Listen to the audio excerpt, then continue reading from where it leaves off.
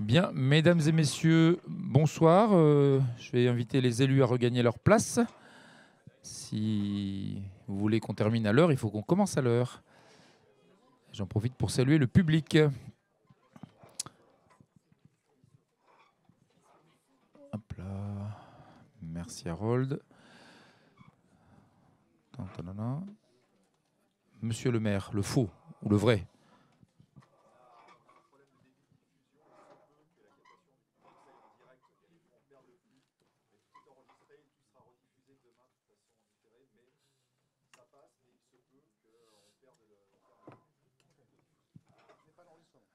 Très bien. On va essayer de ne pas perdre le flux en direct. Bien, je vous souhaite la bienvenue. Donc, je déclare ouverte cette séance et passe sans attendre la parole à la secrétaire de séance, Madame Ouellette. Vous avez le micro. Merci, monsieur le maire. Bonsoir à tous et à toutes. Richard Delpierre. Présent. Violaine Ouellet, présente. Benoît Ribert. Présent. Véronique Siadou donne pouvoir à Martine Bélier. Christophe Consdorf. Présent. Martine Bélier. Jean-Louis Jarige. Présent. Aline Téménides. Philippe Collins. Marie-Laure Majou.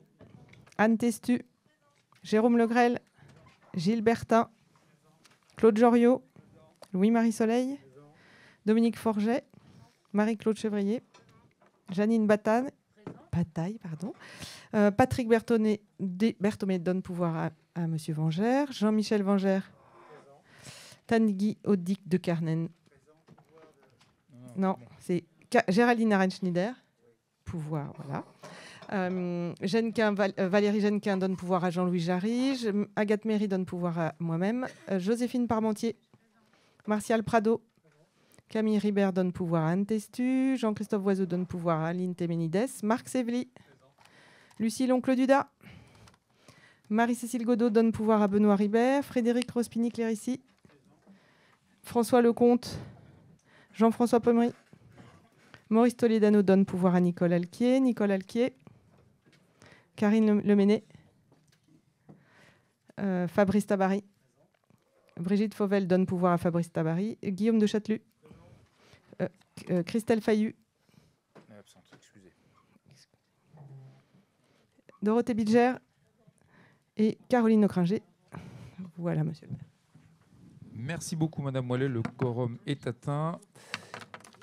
Et je vous propose, sans attendre, de passer à la délibération suivante qui concerne l'approbation du procès-verbal du Conseil municipal du 3 juillet 2025. Est-ce que ce procès-verbal appelle des remarques de votre part? Je ne vois pas de main s'agiter. Je vous propose donc d'adopter ce procès-verbal. Y a-t-il des votes contre? Des abstentions? À l'unanimité. Merci et merci à l'administration pour ce travail rigoureux. Délibération suivante concerne une modification du seuil d'amortissement des biens de faible valeur. Je passe la parole à Madame Téménides. Merci, monsieur le maire. Bonsoir à toutes et à toutes. Il s'agit d'une délibération un peu technique. Je voudrais vous rappeler donc que l'amortissement a pour objectif de répartir comptablement le coût d'une immobilisation sur sa durée d'utilisation. Les biens meubles dits de faible valeur, qui sont acquis unitairement ou par lot, bénéficient d'un traitement dérogatoire. En effet, lorsque leur valeur unitaire hors taxe est inférieure à un seuil qui est fixé par notre Assemblée, ils vont être amortis pour leur valeur totale sur une année au cours de l'exercice qui suit leur date d'acquisition. La nomenclature M57 que nous avons adoptée depuis 1 an et demi maintenant fixe ce seuil minimum réglementaire à 500 €. La collectivité, par une décision de novembre 2023, avait retenu ce seuil de 1 500 €. Enfin, avait fixé le seuil à 1 500 € dans nos délibérations. Or, il s'avère que ce seuil a pour effet d'augmenter mécaniquement les annuités d'amortissement au détriment d'un étalement sur plusieurs années, comme pour d'autres biens, puisqu'on amortit en une seule année, par exemple 2 000 € au lieu de faire 2 000 que divise 2 ou 3, etc. Alors, dans un souci d'harmonisation avec les pratiques observées dans de nombreuses collectivités et dans un souci de cohérence, c'est-à-dire budgétaire et comptable, on vous propose de ramener ce seuil à 750, ou bien au-dessus des 500 demandés par la M57. Et donc, les biens immobilisés dont la valeur unitaire seront inférieures à 750 € continueront d'être amortis en une fois, l'année qui suit leur date d'acquisition. Et pour les autres, les valeurs suivront les durées d'amortissement que nous avons fixées dans la délibération de novembre 2023. Donc l'objectif, c'est bien de modifier le seuil et de passer de 1 500 à 750 € pour les biens acquis à compter de l'exercice budgétaire 2026. Voilà, monsieur le maire. Très bien, là je pense que vous les avez tous bien assommés pour le reste de la séance. Y a-t-il des souhaits d'intervention sur cette délibération que nous qualifierons de technique? Je n'en vois pas. Y a-t-il des votes contre, des abstentions à l'unanimité? Eh bien, Madame Temenides, puisque vous êtes en forme, on vous laisse la parole pour nous présenter la décision modificative numéro 2 sur le budget principal de l'exercice 2025. Merci. Alors, je vous rappelle que les modifications budgétaires ont pour objet de faire des ajustements au vu de modifications, en cours d'exercice, et ce sont des modifications ou des ajustements par rapport au budget que nous avons voté en avril dernier. Je vous invite à ouvrir la pièce jointe numéro 1, où vous avez un tableau qui sera très clair. Je vous laisse le temps de l'ouvrir peut-être.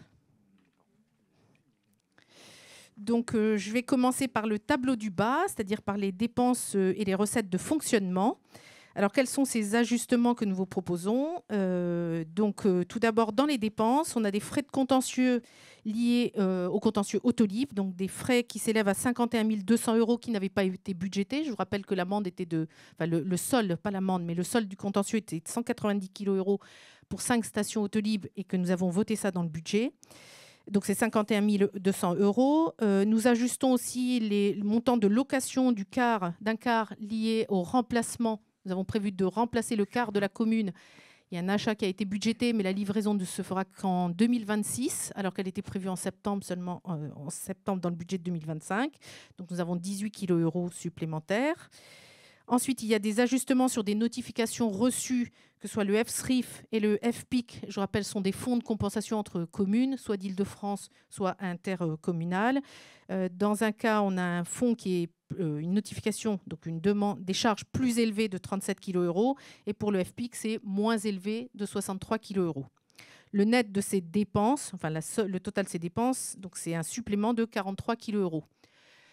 Pour ajuster, pour équilibrer, puisque le budget d'une commune doit être équilibré en dépenses et en recettes, on a deux opérations. La première, c'est le compte prorata de l'opération Langevin, à savoir la refacturation de certaines dépenses à des entreprises, refacturation qui aurait dû être faite par l'entreprise, une entreprise de maîtrise d'œuvre, mais c'est la commune qui le fait, qui va gêner donc pour un montant de 20 000 € de recettes, et des régularisations de rattachement de dépenses de l'exercice précédent. Je vous passe sur ces éléments techniques, mais on retrouve les 43 000 €.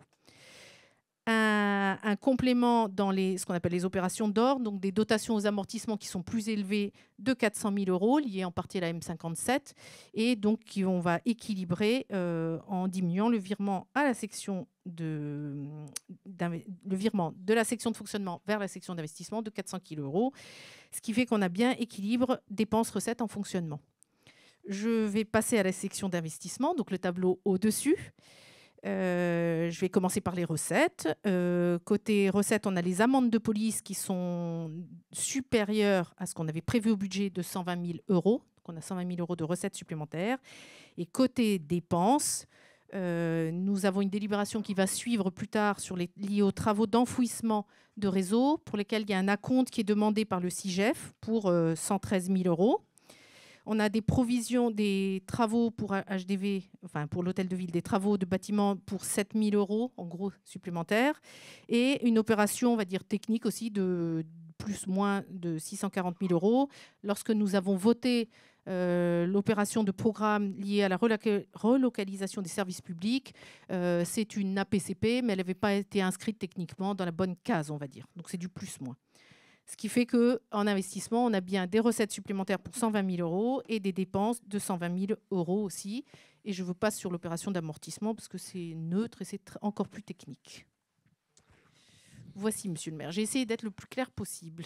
Eh bien, nous allons tout de suite le savoir. Est-ce que les propos de Madame Temenides appellent des éclaircissements supplémentaires? Madame Alquier, vous avez la parole. Merci, bonsoir à tout le monde. Ça n'est pas des clarifications parce que c'était très clair et surtout technique, on va dire. Par contre, je voudrais juste rappeler que On n'est pas d'accord on est d'accord sur la relocalisation du CCAS à l'hôtel de ville, mais nous ne sommes pas d'accord pour le déplacement du poste de police à Rocancourt. Donc, on vous le rappeler. C'est bien noté. Y a-t-il d'autres souhaits d'intervention? Je n'en vois pas. Y a-t-il des votes contre? Des abstentions? À l'unanimité, merci pour cette présentation de DM. Nous restons dans les finances avec vous, Madame Téménides, pour une clôture des autorisations de programme numéro 2022-702 et 2022-703 de notre plan pluriannuel d'investissement 2022-2026. Vous avez la parole. Alors effectivement, nous avions 2 opérations de programme qui étaient la rénovation thermique de l'école de musique et la rénovation thermique des vestiaires du gymnase Corneille. Alors les travaux sont bien sûr terminés et c'est un plaisir de terminer aussi les travaux financiers qui sont attachés à ces 2 belles opérations. Et c'est l'objectif donc de cette délibération, c'est de ajuster, de terminer, de faire le bilan des coûts de chacune des opérations. Vous avez un tableau dans la délibération qui vous précise donc pour la rénovation de l'école musique les crédits, les dépenses qui ont été réalisées entre 2022 et 2025, parce qu'il y a toujours des petits reliquats de factures, même si l'opération est terminée depuis un moment, et avec un coût global de 1 063 911,78 €. Et la rénovation des vestiaires de Corneille, de la même façon, des dépenses entre 2022 et 2024, plus précisément, pour 716 437 €. Vous avez dans la délibération quelques crédits de paiement annulés, c'est-à-dire qu'on avait prévu des dépenses un peu plus élevées que ce qui a été réalisé. Et enfin, le plan de financement, c'est-à-dire les modalités, comment on a financé ces opérations et donc le reste à charge de la commune. Donc, je vais commencer par les vestiaires de Corneille, du gymnase Corneille. Donc, les dépenses, je vous ai dit, s'élevaient à 716 000 €. Vous savez qu'en investissement, la commune récupère la TVA. Donc, on a récupéré 117 000 €, ce qui fait un coût pour la commune de 598 913,2 centimes pour cette rénovation. Pour l'école de musique, 1 063 911,78 € de dépenses. Nous récupérons la TVA aussi pour 174 524 €. Et nous avons bénéficié des subventions liées à la DESIL, donc qui est liée à l'investissement local, une subvention de 229 000 €, ce qui fait que le coût final pour la commune, le coût net final pour la commune de cette opération est de 660 000 € pour la rénovation de l'école de musique.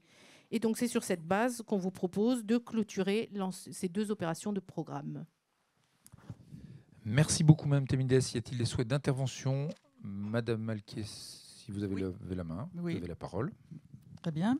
Donc, il s'agit de clôturer des comptes. Donc, il n'y a pas de problème de principe sur l'opération comptable, on va dire.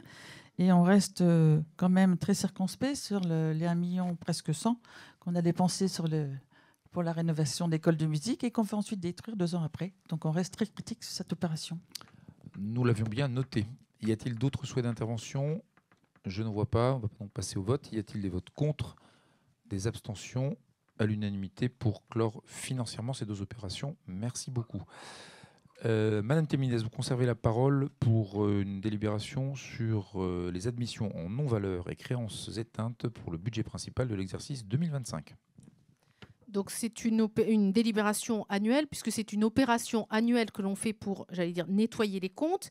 Vous savez que les créances, c'est ce que nous doivent les administrés ou les entreprises, enfin ceux auprès de qui on émet des, alors je dis pas facture dans la comptabilité, des titres de recettes, merci beaucoup.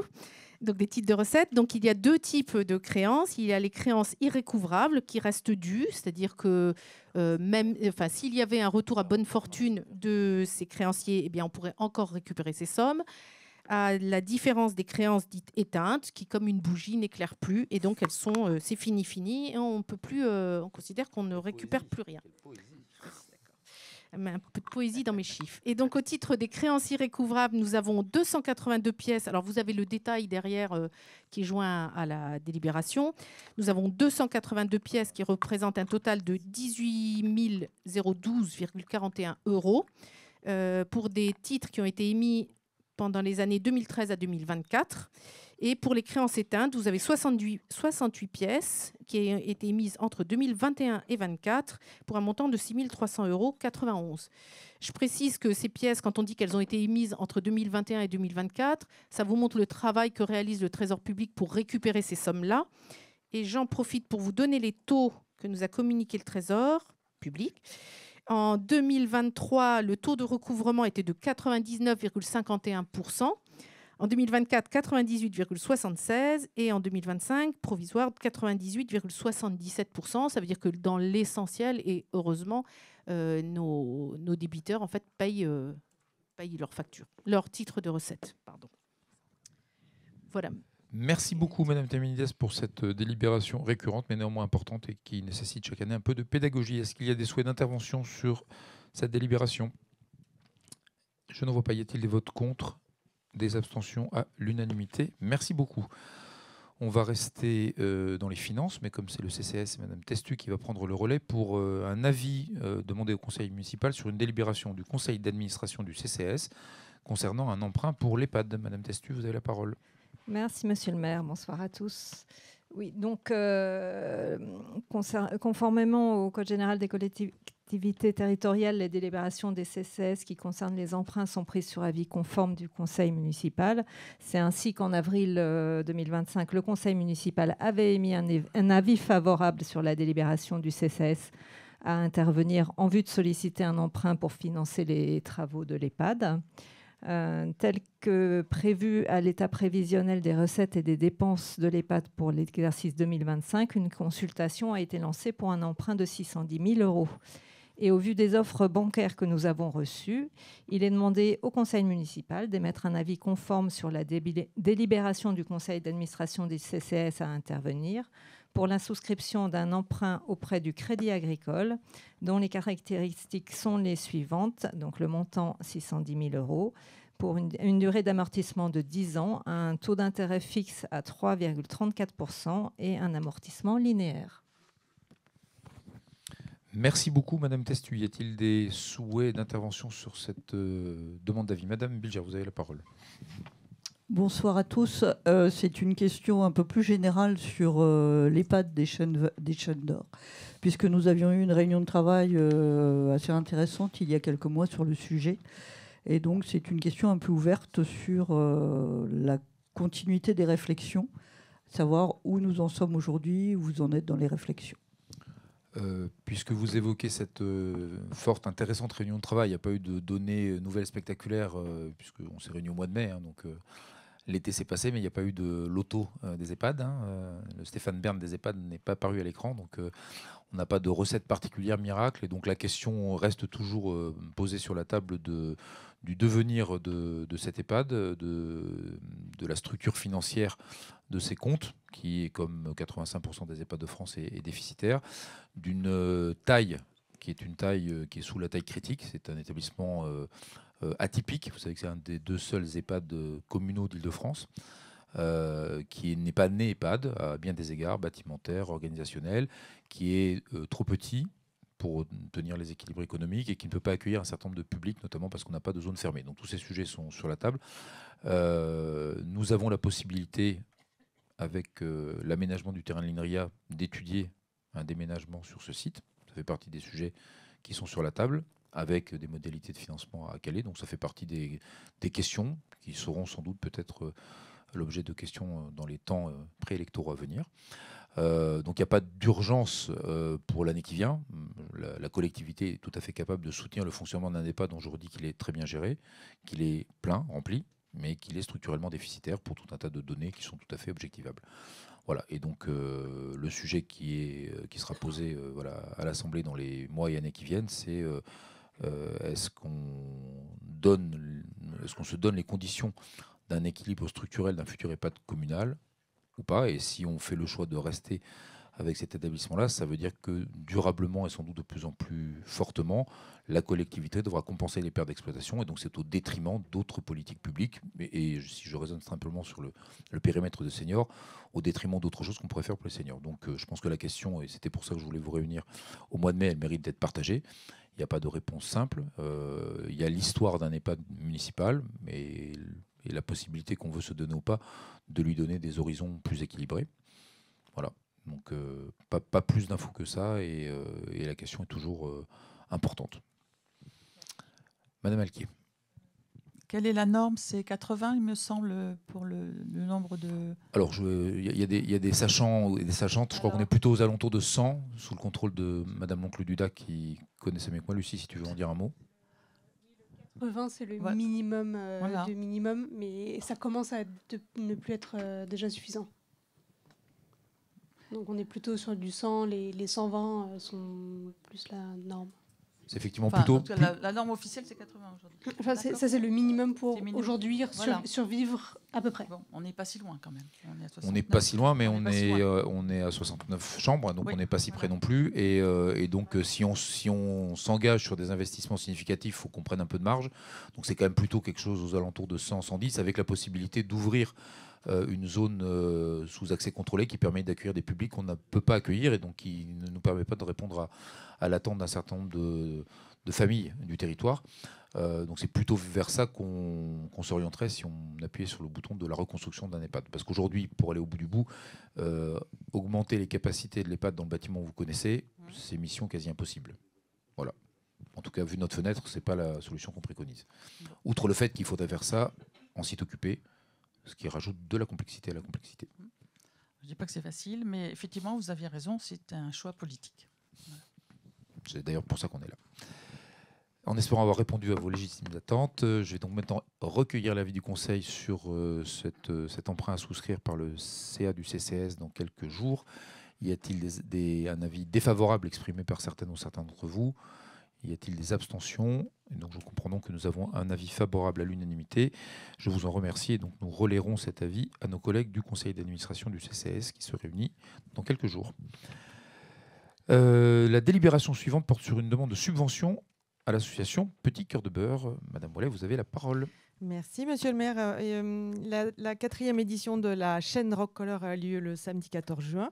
Et c'était à l'initiative des membres du CMJ, du Conseil municipal des jeunes. Et l'idée, c'était d'apporter une subvention à une association qu'ils apprécient particulièrement, Petit Cœur de Beurre, qui vient en aide aux patients nés avec une cardiopathie congénitale. Et donc, chaque participant devait donner 1 euro. Ils étaient 692, donc ça fait 692 euros. Et il y avait possibilité de donner des dons libres. Il y en a eu pour 363 euros. Ça fait donc un total de 1055 euros de subventions que l'on va donner donc à cette association Petit Cœur de Beurre, sachant que la recette de l'opération pour la commune était de 3572 euros. Et l'année prochaine, on changera d'association puisqu'il y a un nouveau conseil municipal des jeunes. Donc l'idée, c'est qu'ils trouvent tout seuls, comme des grands, une autre association à aider. Voilà, monsieur le maire. Très bien, merci beaucoup. Y a-t-il des souhaits d'intervention sur cette proposition de subvention? Pas de souhait d'intervention, pas de vote contre, pas d'abstention, à l'unanimité. Merci beaucoup pour cette autorisation de subvention. Passons à la délibération suivante. Elle concerne une demande d'attribution d'un fonds de concours auprès de la communauté d'agglomération de Versailles-Grand Parc pour le financement des travaux d'aménagement cyclable du schéma directeur des mobilités urbaines. Madame Majou, vous avez la parole.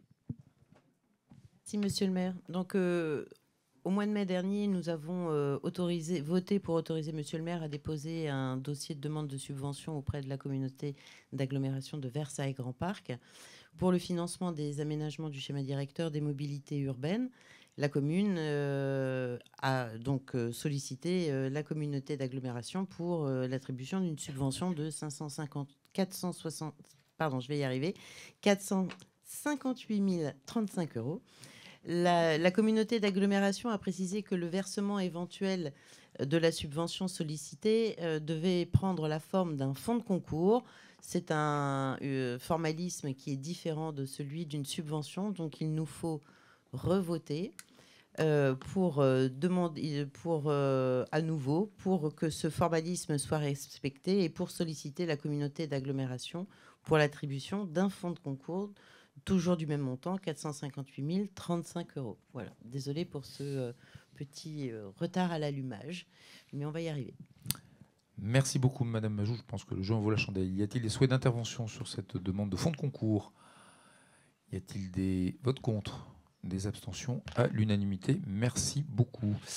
Nous restons dans le formalisme avec VGP, avec une demande d'attribution d'un autre fonds de concours auprès de la même communauté d'agglomération de Versailles-Grand Parc, mais cette fois-ci pour la création de la bibliothèque de quartier de Rocancourt, bibliothèque Simone Veil. Monsieur Vengère, vous avez la parole. Merci, monsieur le maire.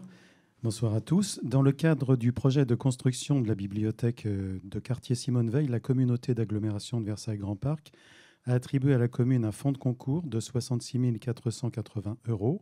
C'est la délibération du conseil communautaire du 21 janvier 2021. Or, l'allongement des travaux jusqu'au printemps 2025 n'a pas permis à la commune de produire l'attestation de paiement et donc d'obtenir le versement des fonds avant la caducité de ce dispositif d'aide financière intervenant au 1er décembre 2024. Dans une démarche purement administrative, il est alors nécessaire de solliciter à nouveau l'attribution de ce fonds de concours pour un montant de 66 480 € auprès de la communauté d'agglomération afin que cette dernière renouvelle à son tour son engagement et que les fonds puissent être versés en vue de clore l'opération. Merci beaucoup, monsieur Vengère. Y a-t-il des souhaits d'intervention sur cette délibération un peu technique elle aussi? Pas de souhait d'intervention, pas de vote contre, pas d'abstention, à l'unanimité. Merci beaucoup. Donc on espère que les fonds arriveront en vrai bientôt.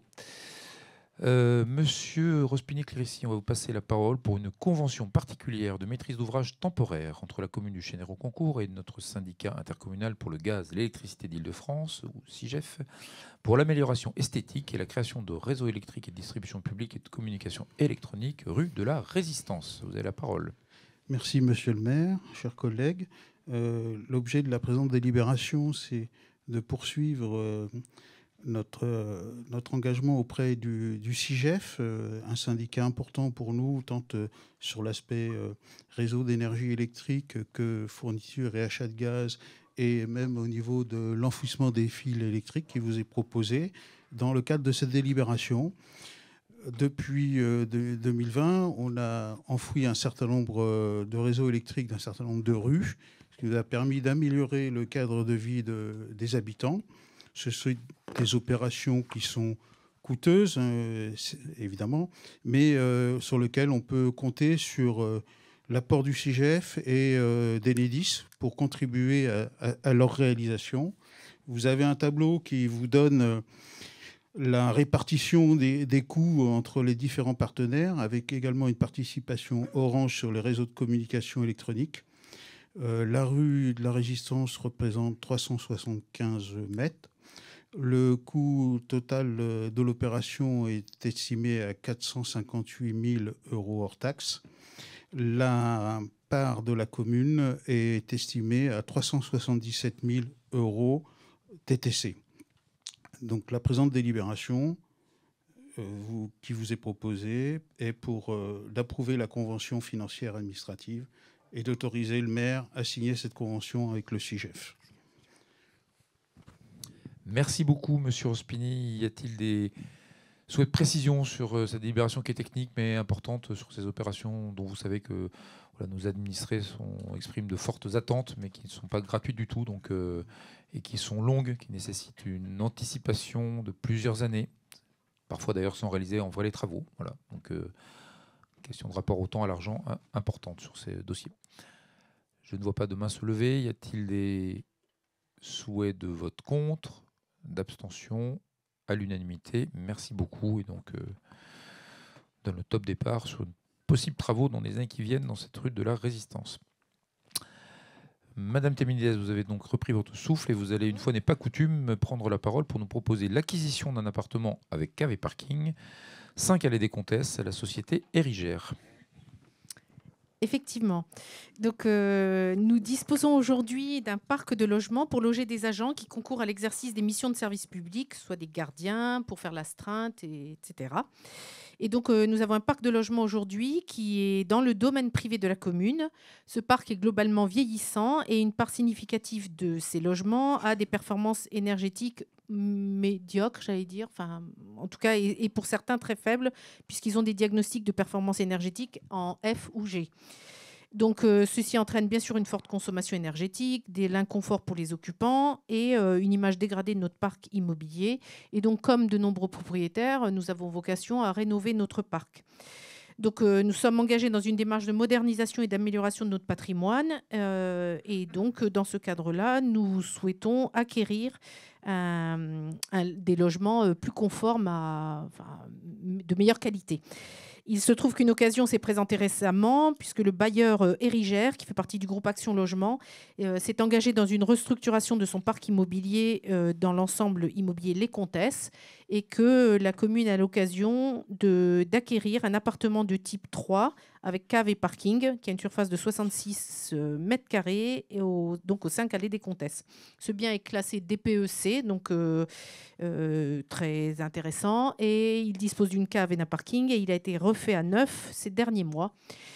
Le montant de l'acquisition proposé par Érigère est de 293 895 € hors frais de notaire, et après décote, les charges de copropriété sont estimées à 2 140 € par an.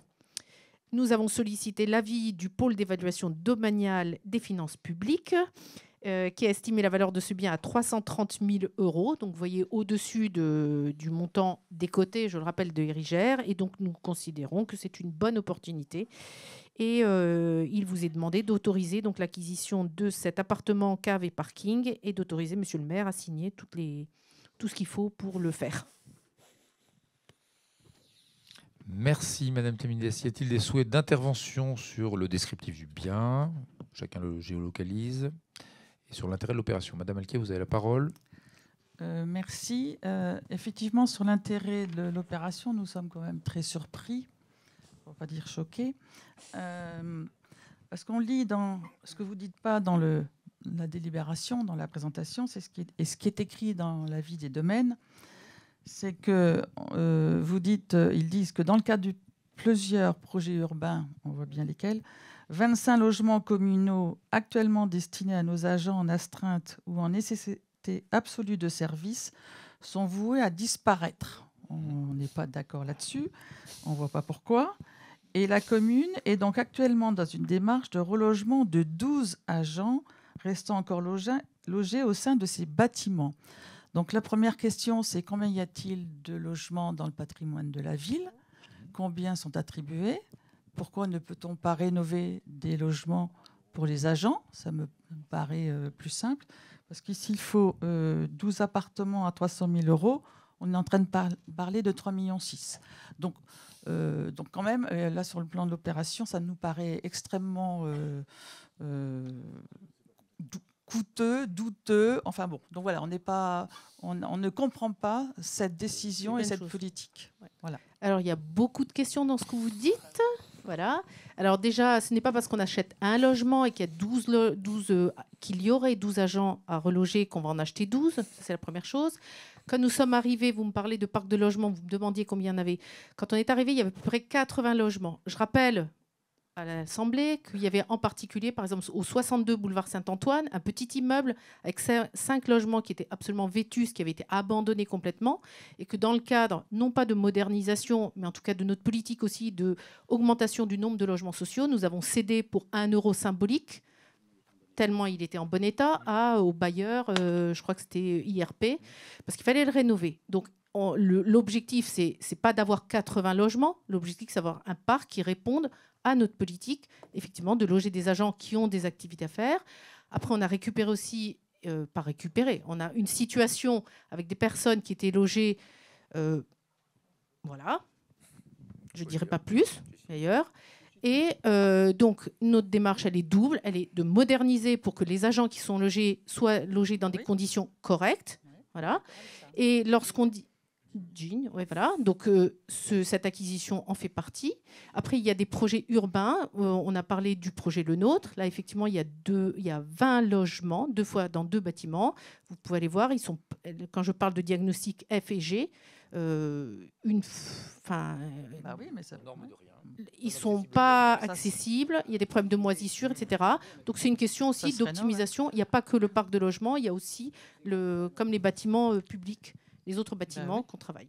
Voilà, et donc pour compliquer, oui, mais pardon de le dire, il y a des moments où ça coûte plus cher de rénover, surtout des bâtiments anciens. Les bâtiments de la rue Louis Foucault, pour ne pas les nommer, ne sont pas accessibles, il n'y a pas d'ascenseur, ils sont des années 50, ils coûteraient très cher à rénover et ce seraient des appartements rénovés. Et donc de temps en temps, quand on en a l'opportunité. Il vaut mieux acheter du neuf qui est, je le rappelle, disponible de suite, parce que la rénovation, ça coûte cher et ça prend du temps.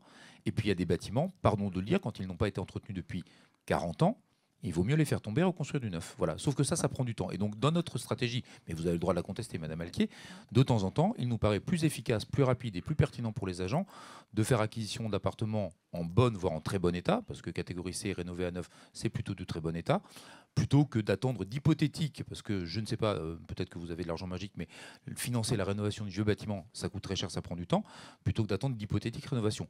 La réalité, c'est qu'on a hérité d'un parc qui était dans un état épouvantable. Voilà. Et donc, effectivement, on rationalise, on se débarrasse d'appartements et parfois de blocs d'appartements, d'immeubles qui sont dans un état de vétusté indigne, je le dis, indigne. Hein, on a évoqué le cas du 62 Saint-Antoine. Certes, dans le patrimoine de la ville, ça apparaît comme étant des appartements, c'était indigne. Voilà. Donc c'est la réalité et c'est encore la réalité pour beaucoup d'appartements du parc de la ville. Et donc je considère que quand on a l'opportunité d'acheter de temps en temps, effectivement, et je comprends que vous ayez besoin de faire des multiplications pour impressionner tout le monde, mais il n'est pas prévu d'acheter 12 appartements à ce prix-là, pardon de le dire, parce que les 3,6 millions d'euros que vous affichez comme étant un prix, mais c'est juste une vue de l'esprit. C'est une vue de l'esprit. On vous propose d'acheter un appartement en bon état, dispo de suite. C'est tout. Et c'est rien d'autre que ça. Vous dites que c'est votre politique pour remplacer tous les agents. Non, il faut pas. On n'a jamais dit ça. Après, je peux rappeler aussi qu'il y a quelques années, on a acheté pour 1,8 million, je crois, un pavillon qui était rue de la Résistance, qui était un pavillon. Enfin, il y avait une maison aussi derrière pour 1,8 million et ça ne vous a pas dérangé à l'époque. 1,7 million. Voilà. Et donc, pour répondre à la question du relogement des agents qui habitent aujourd'hui, Madame Alquier, dans la rue Louis Foucault, nous avons encore dans le parc ville des appartements qui ne sont pas occupés. Donc, le relogement, c'est dans le parc existant. Oui. Voilà. Et donc, peut-être qu'à la projection, le 12e agent, lui, nécessite qu'on achète un appartement. C'est de ça dont on parle. Mais l'idée, c'est que les appartements que nous avons dans le parc soient utilisés. On n'a pas vocation à immobiliser de l'argent public pour des apparts qui ne servent à rien, ne sont pas entretenus et sont de l'argent gaspillé. Et donc, on rationalise le taux d'occupation du parc ville et on rationalise l'état du parc ville. C'est, je crois, de bonne politique. Mais vous avez le droit de ne pas être d'accord. Voilà, on n'est pas d'accord avec ça. J'avais compris. Y a-t-il d'autres souhaits d'intervention? Madame Nocranger. Merci, monsieur le maire. Bonsoir à tous. Juste une petite question. Est-ce que vous pouvez préciser le statut de ce logement aujourd'hui? Est-ce que c'est du logement locatif social ou un autre statut? Je préférerais vérifier. Il me semble que c'est du LLI plutôt, mais je préférerais vérifier avant de vous le dire. Voilà. Ok, merci. Intermédiaire, logement locatif intermédiaire, pardon. Ok, merci beaucoup. Je vous en prie, y a-t-il d'autres souhaits d'intervention avant que nous passions au vote? Y a-t-il des votes contre cet achat? Alors, 1, 2, 3, 4, vous avez des pouvoirs. 5, donc pour l'administration, M. Tabary, Mme Alquier, M. de Châtelus, M. Peumery et leur pouvoir. Y a-t-il des abstentions? Et donc pour le reste, à la grande majorité, merci beaucoup. Nous passons à la délibération suivante qui porte sur la modification d'une servitude de passage en vue de la cession d'un bien 6 au 8 rue Pierre Klostermann. Madame Théminides, vous gardez la parole. Oui.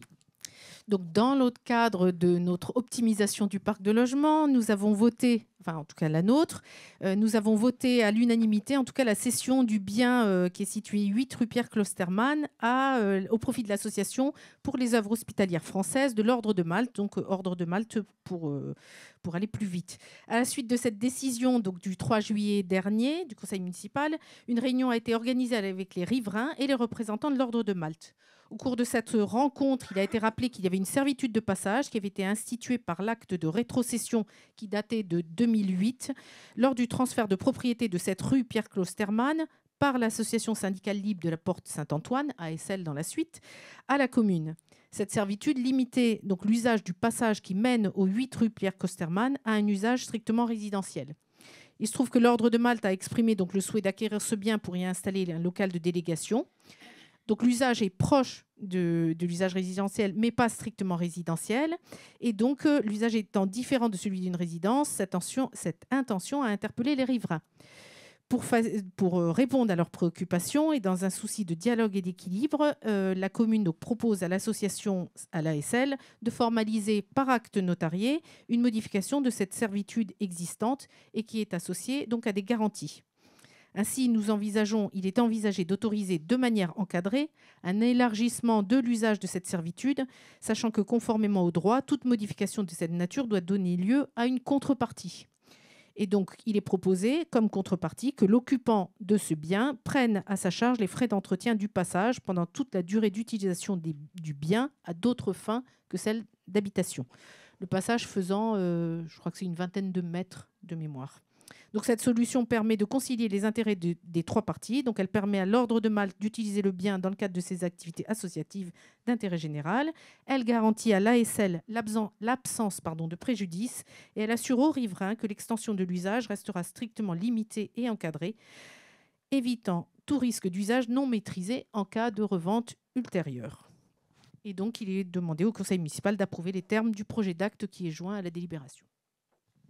Merci beaucoup, Madame Thémidès. Est-ce que cette délibération est claire? Parce qu'elle est pour le coup un peu technique et je comprendrai que vous souhaitiez des compléments, même si elle a été présentée de manière aussi compréhensible que possible. Madame Bilger. Quelles étaient en fait les inquiétudes des riverains? Je ne suis pas dans la tête des riverains. Non, mais j'imagine qu'ils sont venus... Si, on va se le dire au départ. Ouais, au départ, des inquiétudes liées à une espèce de suractivité. On vous annonce qu'un service d'aide aux personnes qui avec des véhicules qui sont garés là va s'installer près de chez vous. Vous imaginez que vous êtes en face du SAMU et des urgences. Donc je redis, pour ceux qui connaissent l'actuel, ou des ambulances, mais pour ceux qui ont été voir l'Ordre de Malte, il y a 7 véhicules qui ne sortent jamais ensemble. Ce sont des maraudes. En général, c'est 1 à 2 maraudes par semaine. Ça part pas avec des gyrophares, ça part doucement parce qu'on part, pour ceux qui ont le plaisir d'accompagner une maraude, avec de l'eau bouillante, des soupes, etc. Donc on roule pas à fond les ballons et ça roule tout doucement. Et quand ça rentre le soir vers 23h, 23h30, ça roule encore plus doucement et juste avec les phares. Donc il y avait sans doute une inquiétude liée à une activité supposée quasi hospitalière. C'est pas du tout la fonction de l'Ordre de Malte. Autre inquiétude liée au fait que cet endroit accueillerait des personnes démunies, etc. Ça n'est pas la fonction des locaux de l'Ordre de Malte qui accueillent des bénévoles. Donc il y aura effectivement des formations de bénévoles et il y aura ensuite des bénévoles qui viendront prendre les véhicules et assurer les missions d'aide aux personnes que vous connaissez et qui ont fait qu'on a essayé de trouver les moyens de permettre à l'Ordre de Malte d'avoir une installation pérenne sur la commune. Ça fait 2 ans et demi, 3 ans qu'on discute. C'est pas l'exercice le plus simple. Et en l'occurrence, même alors qu'on pensait avoir réglé le problème, viennent se greffer parfois d'autres petites contrariétés. Donc c'est celle-là qu'on essaie de lever. Et donc on a pris le temps de discuter avec l'ASL, de les rassurer et de trouver le cadre juridique. C'est pas le plus simple pour que tout soit d'équerre et que l'Ordre de Malte arrive dans de bonnes conditions et pas avec des hypothèques sur la tête de Dieu sait quel recours ou plainte ou contrariété. Voilà. C'est de ça qu'il s'agit et rien d'autre. Est-ce qu'il y a d'autres souhaits d'intervention? Est-ce qu'il y a des votes contre? Des abstentions à l'unanimité. Merci beaucoup pour cette belle association. Je crois qu'il y a une autre délibération liée au sujet qui concerne donc la modification de règlements liés aux autorisations de changement d'usage des locaux d'habitation. Monsieur Le Grel, vous avez la parole. Merci, monsieur le maire. En date du 8 février 2024, la commune s'est dotée d'un règlement encadrant les changements d'usage de locaux d'habitation. Et ces dispositions avaient été prises dans un contexte marqué par le risque de multiplication de locations meublées de courte durée via des plateformes type Airbnb, et ceci afin d'éviter une réduction excessive du parc de logements disponibles pour les habitants permanents. C'était, je le rappelle, dans le contexte des JO. Il existe toutefois des situations particulières liées à l'intérêt général, notamment pour certaines associations, notamment celles qu'on vient d'évoquer, qui nécessitent de solliciter un changement d'usage de locaux d'habitation pour exercer leurs activités. Il s'agit d'associations reconnues d'utilité publique, ne visant pas un objectif lucratif en matière immobilière, ni ne répondant à une logique de recherche de rentabilité. Il est donc proposé l'exonération de compensation, comme prévu à l'heure actuelle pour les professions libérales, donc aux associations reconnues d'utilité publique et agréées sécurité civile. Chaque demande sera soumise à l'examen de la commune qui appréciera les conditions et l'opportunité de chacune de ces demandes. Il est donc demandé au conseil municipal d'adopter la modification de l'article 4 du règlement. Donc avec ce nouvel article, l'autorisation visant au changement d'usage de locaux d'habitation peut être accordée à titre personnel sans compensation lorsqu'elle est demandée par une personne physique ou morale en vue d'exercer une profession libérale réglementée, entrant dans le champ d'application de la loi du 29 novembre 1966 sur les sociétés civiles professionnelles ou de la loi du 31 décembre sur les sociétés d'exercice libéral. Par une personne physique ou morale en vue d'exercer dans le local une mission d'intérêt général dès lors qu'il s'agit d'une association reconnue d'intérêt public et agréée de sécurité civile. Les autorisations délivrées à titre personnel cessent de produire leurs effets lorsqu'il est mis fin à titre définitif, pour quelque raison que ce soit, à l'activité du bénéficiaire de l'autorisation. Le local objet du changement d'usage conservera les aménagements existants indispensables à l'habitation. En cas de dépôt d'une déclaration préalable ou d'un permis de construire pour changement de destination, le pétitionnaire renonce au bénéfice du changement d'usage personnel et temporaire. Une nouvelle demande devra être sollicitée dès changement de bénéficiaire.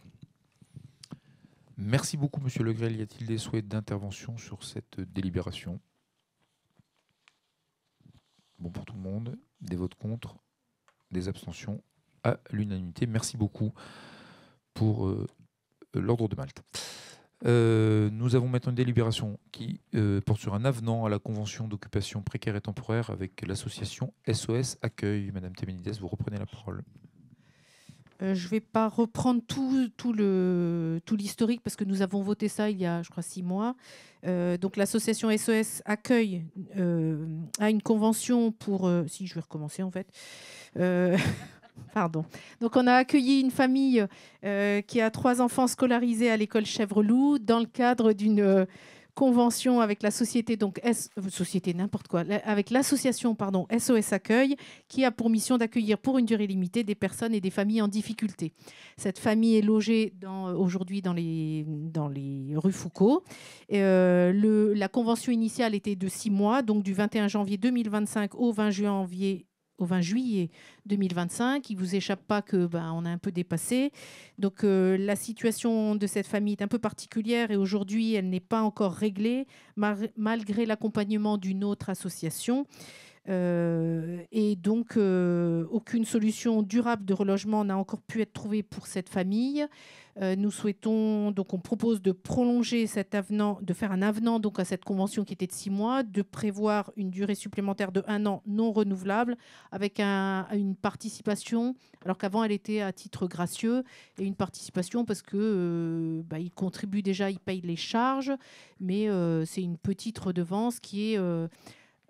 c'est une redevance qui est différente du montant qui devrait être réglé si on était conforme aux délibérations que nous avons votées en 2021 pour fixer les redevances des logements gérés par la commune. Voilà, je crois que... Très bien. Y a-t-il des souhaits d'intervention sur cette délibération? Je n'en vois pas. Des votes contre, des abstentions à l'unanimité. Merci. Nous avons 2 délibérations de mise à disposition à titre gracieux. La première concerne le clubhouse de la piscine au profit du club Allegretto. Madame Testu, vous avez la parole.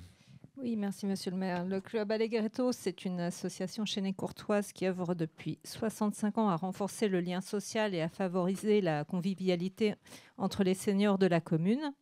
À l'occasion de son 65e anniversaire, le club souhaite organiser une réception conviviale le vendredi 5 décembre. Et en raison de ses contraintes budgétaires, l'association sollicite à titre exceptionnel la gratuité de la mise à disposition du clubhouse de la piscine. La mise à disposition de cet espace relève du service public de location de salle. Le tarif applicable s'élève à 347 €. Au regard de l'implication de l'association dans la vie associative communale, et il paraît opportun d'accorder la gratuité de cette mise à disposition. Merci Madame Testu. Tout le monde connaît les acteurs en présence. S'il y a des souhaits d'intervention, c'est le moment. S'il n'y en a pas, c'est le moment de me dire si vous êtes contre, si vous vous abstenez. À l'unanimité, nous transmettrons cette information au club Allegretto qui devrait s'en réjouir. Délibération suivante de même nature, mais au profit d'une autre association, toujours pour le clubhouse de la piscine, mais cette fois-ci au profit de l'association européenne de jumelage, le Chênay Eppenheim. Monsieur Lecomte, vous avez la parole.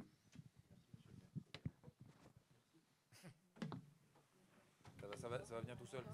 Ça vient. Ah oui, merci. L'association européenne de jumelage Le Chesnay-Eppenheim a pour but de favoriser les échanges avec la commune d'Eppenheim dans tous les domaines de la vie communale, scolaire, sportifs, culturels, sociaux et familiaux, d'aider à susciter une réelle amitié entre les peuples et d'apporter par son action et sa contribution à la construction de l'Europe en coopération avec la ville jumelle. Dans ce cadre, l'association européenne de jumelage Le Chesnay-Eppenheim envisage d'organiser un repas convivial pour tous ses adhérents et bénévoles au Clubhouse de la Piscine le jeudi 19 mars 2026 à partir de 16h.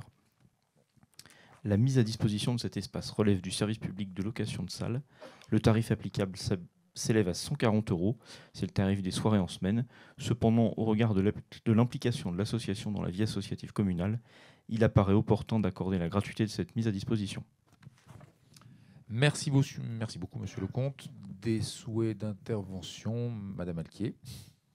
Je voudrais juste profiter de cette délibération pour remercier les deux associations, aussi bien le Club Allegretto que le jumelage, pour leur activité, donc 65 ans et 50 ans. Donc pour les remercier de leur activité au sein de la ville et au bénéfice de tous. C'est pourquoi nous vous proposons la gratuité qui est une forme de remerciement. Y a-t-il d'autres souhaits d'intervention ? Y a-t-il des votes contre, des abstentions à l'unanimité ? Eh bien, merci pour cette décision. Nous allons maintenant passer dans l'univers des ressources humaines avec tout d'abord une convention avec le Centre intercommunal de gestion Grande Couronne relative à l'assistance technique pour l'instruction des demandes d'allocation pour perte d'emploi. Monsieur Ribert. Merci, monsieur le maire. Donc effectivement, comme vous le savez sûrement, la commune, elle indemnise directement les anciens agents qui ne sont plus employés et qui peuvent bénéficier des allocations chômage. On est donc notre propre assureur. Et depuis de longues années, on a une collaboration avec le CIG. En effet, c'est les ressources humaines qui reçoivent les demandes individuelles et ensuite on transmet le dossier au CIG pour s'assurer que tout est en ordre et ne pas verser à tort des indemnités, puisque le contexte réglementaire est tous les jours plus complexe. Et ça nous permet aussi finalement d'avoir aussi un support juridique de ce côté-là. Si jamais on faisait aussi une erreur, elle est quand même très très limitée. Donc le coût horaire de cette assistance, il s'élève à 54 € par heure. On est parti pour une convention qui va être renouvelée pour 3 ans et qui était à échéance le 2 septembre. Et donc on est parti pour une période de 2025 à 2028. Merci, Monsieur Ribert. Des souhaits d'intervention pour ce qui est en fait un renouvellement de convention. Je n'en vois pas. Des votes contre, des abstentions à l'unanimité. Merci. Délibération suivante concerne la modification des modalités de gratification des stagiaires, Monsieur Ribert. Merci, monsieur le maire. Comme vous vous en rappelez, il y a quelque temps, en mai 2022, nous avions passé une délibération afin d'autoriser le paiement d'indemnités pour les stages de courte durée inférieure à 8 semaines quand la personne qui était là a porté toute satisfaction. Or, nous étions basés sur une tarification horaire de 3,90 € et évidemment, ce montant augmente ponctuellement, ce qui est le cas, et plutôt que de passer des délibérations chaque fois qu'il y a une augmentation, on va se baser maintenant sur le taux de la sécurité sociale, et de façon à ce que, alors aujourd'hui il est établi à 4,35 €, mais ce taux il évoluera et on n'aura plus besoin de repasser de délibération, de mise à jour sur ce montant. Merci beaucoup. Des souhaits d'intervention sur cette délibération? Je n'en vois pas. Des votes contre, des abstentions à l'unanimité. Merci. Délibération suivante porte sur l'instauration d'un taux horaire pour rémunérer les surveillants de baignade en piscine. Monsieur Ribert, toujours. Merci, monsieur le maire. Donc effectivement, on a des difficultés à recruter des maîtres nageurs sauveteurs et on a d'autres types de personnes qui sont amenées à faire des interventions ponctuelles. Or, on a un taux de vacation qui existe pour les maîtres nageurs sauveteurs qui interviennent ponctuellement et qui font à la fois de la surveillance et une activité d'enseignement, mais nous n'avons pas de taux de vacation pour les seuls surveillants de baignade et qui ne peuvent pas assurer pour le coup d'activité d'enseignement. On a donc besoin d'instaurer ce taux de vacation pour rémunérer ces surveillants de baignade qui interviennent ponctuellement afin de pouvoir pallier au manque d'effectifs ponctuels. Merci beaucoup. Des souhaits d'intervention sur cette modification de taux? Je n'en vois pas. Des votes contre, des abstentions à l'unanimité. Merci. Modification du tableau des effectifs et des emplois, une délibération classique que vous maîtrisez parfaitement. N'est-ce pas? Classique avec 2 points d'attention, donc je vais passer effectivement assez rapidement sur les premiers. On est sur sur des créations d'un certain nombre de postes, puisqu'on a des personnes qui arrivent avec des qualités différentes en termes de niveau, de grade, etc., par rapport à celles qui étaient avant. Donc on est sur les 2 premières, voilà, 3, 4, les 5 premières, on est sur des choses qui se neutralisent intégralement.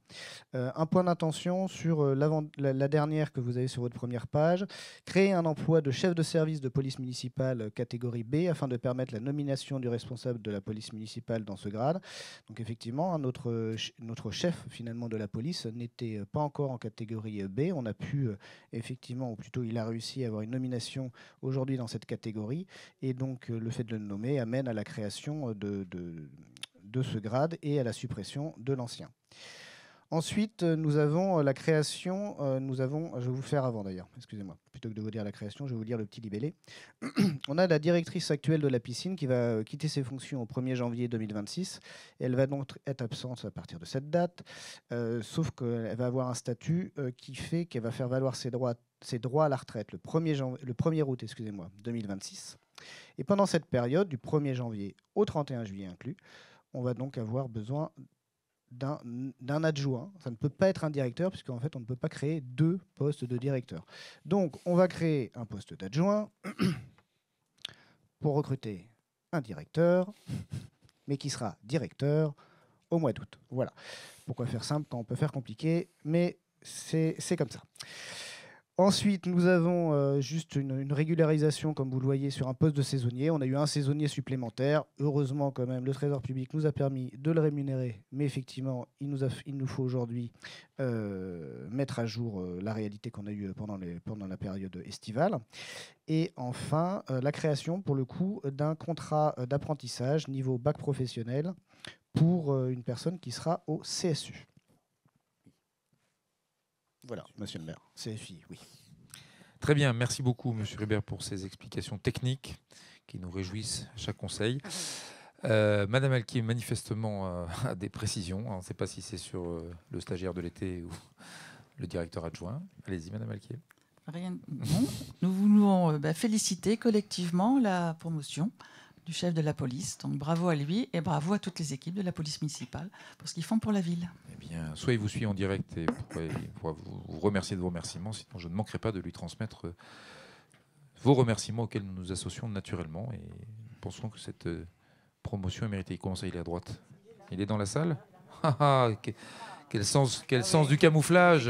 On pouvait applaudir le brigadier chef Levenez. Oui. Voilà. Bon, en direct, je ne passerai pas les plats, c'est du live. Vous étiez bien caché. Merci beaucoup. Nous poursuivons notre progression en milieu sécurisé. Ah non, il faut voter. Non, monsieur le maire, il y avait... Ah non, pardon, monsieur Tchatlu, pardon, excusez-moi. Déjà, j'avais une question. Au final, est-ce que le nombre d'emplois augmente ou pas? Justement, c'est ce que j'ai dit sur le dernier. Oui, mais je n'ai pas compris. Vous avez un emploi en plus qui est un contrat d'apprentissage. D'accord, merci. Merci pour cette précision. Y a-t-il d'autres souhaits d'intervention? Y a-t-il des votes contre? Des abstentions? À l'unanimité, merci. Nous poursuivons notre progression sur les délibérations à caractère RH avec l'adhésion à la procédure de mise en concurrence du contrat groupe d'assurance statutaire proposé par le CIG Grande Couronne. Bon courage, monsieur Ribert. Je vais vous synthétiser ça rapidement. Donc le CIG, effectivement, depuis 1992, a initié un certain nombre de contrats groupes pour pouvoir permettre aux collectivités qui le souhaitent de le suivre et de bénéficier de tarifs sur cette partie obligatoire qui coûte pour nous, communes, environ 400 000 euros. Nous rappelons que le CIG, c'est 639 collectivités qui sont adhérentes, avec plus de 44 000 agents CNRACL d'un côté et 2 000 agents IRCANTEC de l'autre.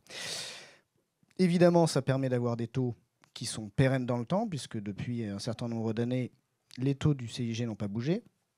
Donc on se propose là de rentrer dans le processus qui nous permet de rentrer avec le CIG qui va faire son étude et regarder ce qu'il a comme taux.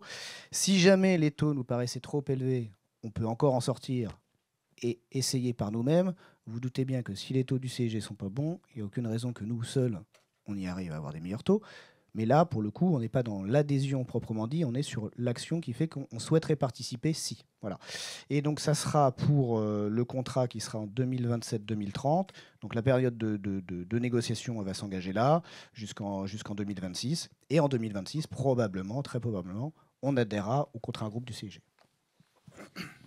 Merci Monsieur Ribert. Y a-t-il des souhaits de précision, des souhaits d'intervention, des votes contre, des abstentions à l'unanimité? Merci. Et nous terminons cette séquence avec une délibération portant sur l'instauration de l'indemnité forfaitaire complémentaire pour les élections. Monsieur Ribert. Merci Monsieur le maire. Alors on est sur à la fois une instauration et en fait une régularisation. En effet, nous avons été interpellés par la DGFiP sur le fait qu'en fait on avait une absence de délibération sur le paiement des agents de catégorie A qui faisaient qui étaient là pendant les élections. Alors évidemment, on avait une base de calcul qui était la bonne, qui était bien basée sur les bons textes, on le rappelle d'ailleurs, sur un arrêté ministériel du 27 février 1962, mais il n'y avait pas de délibération, ni au Chesnay, ni à Rocancourt, et évidemment pas au Chesnay, au Rocancourt. Donc on corrige l'erreur, voilà, ça n'a aucune incidence finalement sur à venir, le paiement était déjà fait, n'augmente pas, il a le même calcul, mais au moins on a une délibération qui nous permettra de le faire dans les règles de l'art. Voilà. Merci beaucoup Monsieur Ribert. Y a-t-il des souhaits d'intervention? Monsieur Pommery, est-ce que vous voulez avouer vos péchés sur le fait qu'on a vécu dans l'illégalité dans la commune de Rocancourt pendant... Ah, ça va. Pas mal. 1-0. 1-0. J'ai pas vu arriver celle-là. Pense sur le bec. C'était d'autres souhaits d'intervention? Y a-t-il des votes contre? Des abstentions? À l'unanimité, merci beaucoup. Eh bien, nous allons passer non pas dans les espaces verts, mais dans le monde obscur de la culture, avec une délibération sur le désherbage du fonds de livres et d'objets et de réseaux de lecture publique. Mystère, Monsieur Vengère, vous avez la parole. Ah, je croyais que c'était Mystère Vengère, excuse-moi.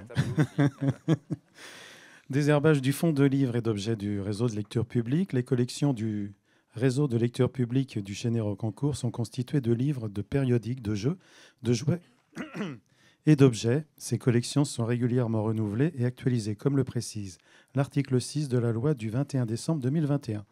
Pour mener à bien ce renouvellement, des documents et des objets détériorés ou obsolètes doivent être déclassés. Cela s'appelle le désherbage. Nos voisins belges disent élagage. C'est peut-être plus précis. Voilà, je trouve en tout cas. Par ailleurs, le regroupement des collections des bibliothèques et de la ludothèque en un catalogue unique nécessite d'adapter les modalités de ce désherbage. Les collections désherbées ne sont pas systématiquement détruites, mais peuvent faire l'objet de réemploi au profit de différents bénéficiaires, particuliers, écoles, crèches, associations, etc., à titre gratuit ou bien onéreux. L'approbation des modalités du désherbage est à compter de l'exercice 2025. Y a-t-il des souhaits d'information? Madame Alquier, vous voulez faire une offre de rachat? S'agit-il uniquement de la bibliothèque et donc des livres ou est-ce que ça inclut aussi la ludothèque? Puisque comme c'est un nouveau réseau, effectivement, le nouveau réseau inclut les deux bibliothèques et la ludothèque. Mais le réseau, d'accord. Est-ce que le désherbage concerne aussi? bien sûr. Oui, puisque ça concerne le réseau. D'accord. Tout à fait. Merci de cette précision. Je vous en prie. Je vous en prie. Est-ce qu'il y a besoin d'autres précisions? Donc, on passe au vote. C'est l'occasion pour moi de remercier les équipes de la bibliothèque, du réseau de la bibliothèque, de ce travail régulier de toilettage. Je rappelle que chaque année, nous votons des moyens d'achat, mais qu'en fait, c'est du flux. C'est-à-dire que chaque année, on rentre, on rajeunit, on adapte les collections pour répondre aux besoins de la population, puisque c'est ce qu'il y a dans le cahier des charges des bibliothèques municipales. Et donc, on sort régulièrement, parce que les textes le prévoient, je crois que c'est tous les 10 ans, on sort des collections d'un certain nombre de livres qui sont considérés comme obsolètes. Mais c'est pour rappeler que c'est un travail rigoureux, fait par des professionnels, et j'en profite pour les saluer. Y a-t-il des votes contre? Des abstentions? À l'unanimité. Merci beaucoup. Monsieur Vengère, vous êtes un peu dépensier, vous nous proposez d'adhérer à l'association des ludothèques françaises. Ah oui, ça coûte cher ça. Alors, le réseau de lecture publique du Chesnay Rocancourt met à disposition de ses publics des jeux et des jouets et développe des actions culturelles autour de ces supports. Afin d'accompagner le personnel du réseau et de soutenir ses projets autour du jeu et du jouet, il est proposé d'adhérer à l'association des ludothèques françaises avec une cotisation annuelle de 320 € pour cette année. Je précise que cet organisme a pour mission de diffuser une veille professionnelle, d'accompagner les projets autour du jeu et aussi de former les personnels des ludothèques. Et ces missions sont donc incluses dans le montant de la cotisation annuelle de 320 €. Il faut préciser également que, conformément à la délibération du 11 juin 2024, les renouvellements annuels de cette adhésion feront directement partie de la compétence de Monsieur le maire. Merci beaucoup. Y a-t-il des souhaits d'intervention? Des votes contre, des abstentions à l'unanimité? Merci beaucoup pour les collègues de la ludothèque. Monsieur Vengère, vous avez toujours la parole pour la modification des règles générales d'organisation du concours de création d'une planche de bande dessinée. Oui, merci Monsieur le maire. Le réseau de lecture publique du Chénet-Rocancourt a pour mission de développer l'éducation artistique et culturelle auprès des jeunes publics. À ce titre, il coordonne désormais le concours de création d'une planche de bande dessinée organisée chaque année par la commune depuis 2022. Le concours est ouvert aux jeunes Chénet-Courtois, mais également aux jeunes hors commune qui fréquentent un établissement scolaire de la commune ou qui sont inscrits à une activité artistique dans une association de la commune. Il s'adresse aux jeunes âgés de 8 à 14 ans. Il se tiendra pour cette année du 1er au 31 décembre 2025 avec pour thème « Je dessine ma ville verte de demain ».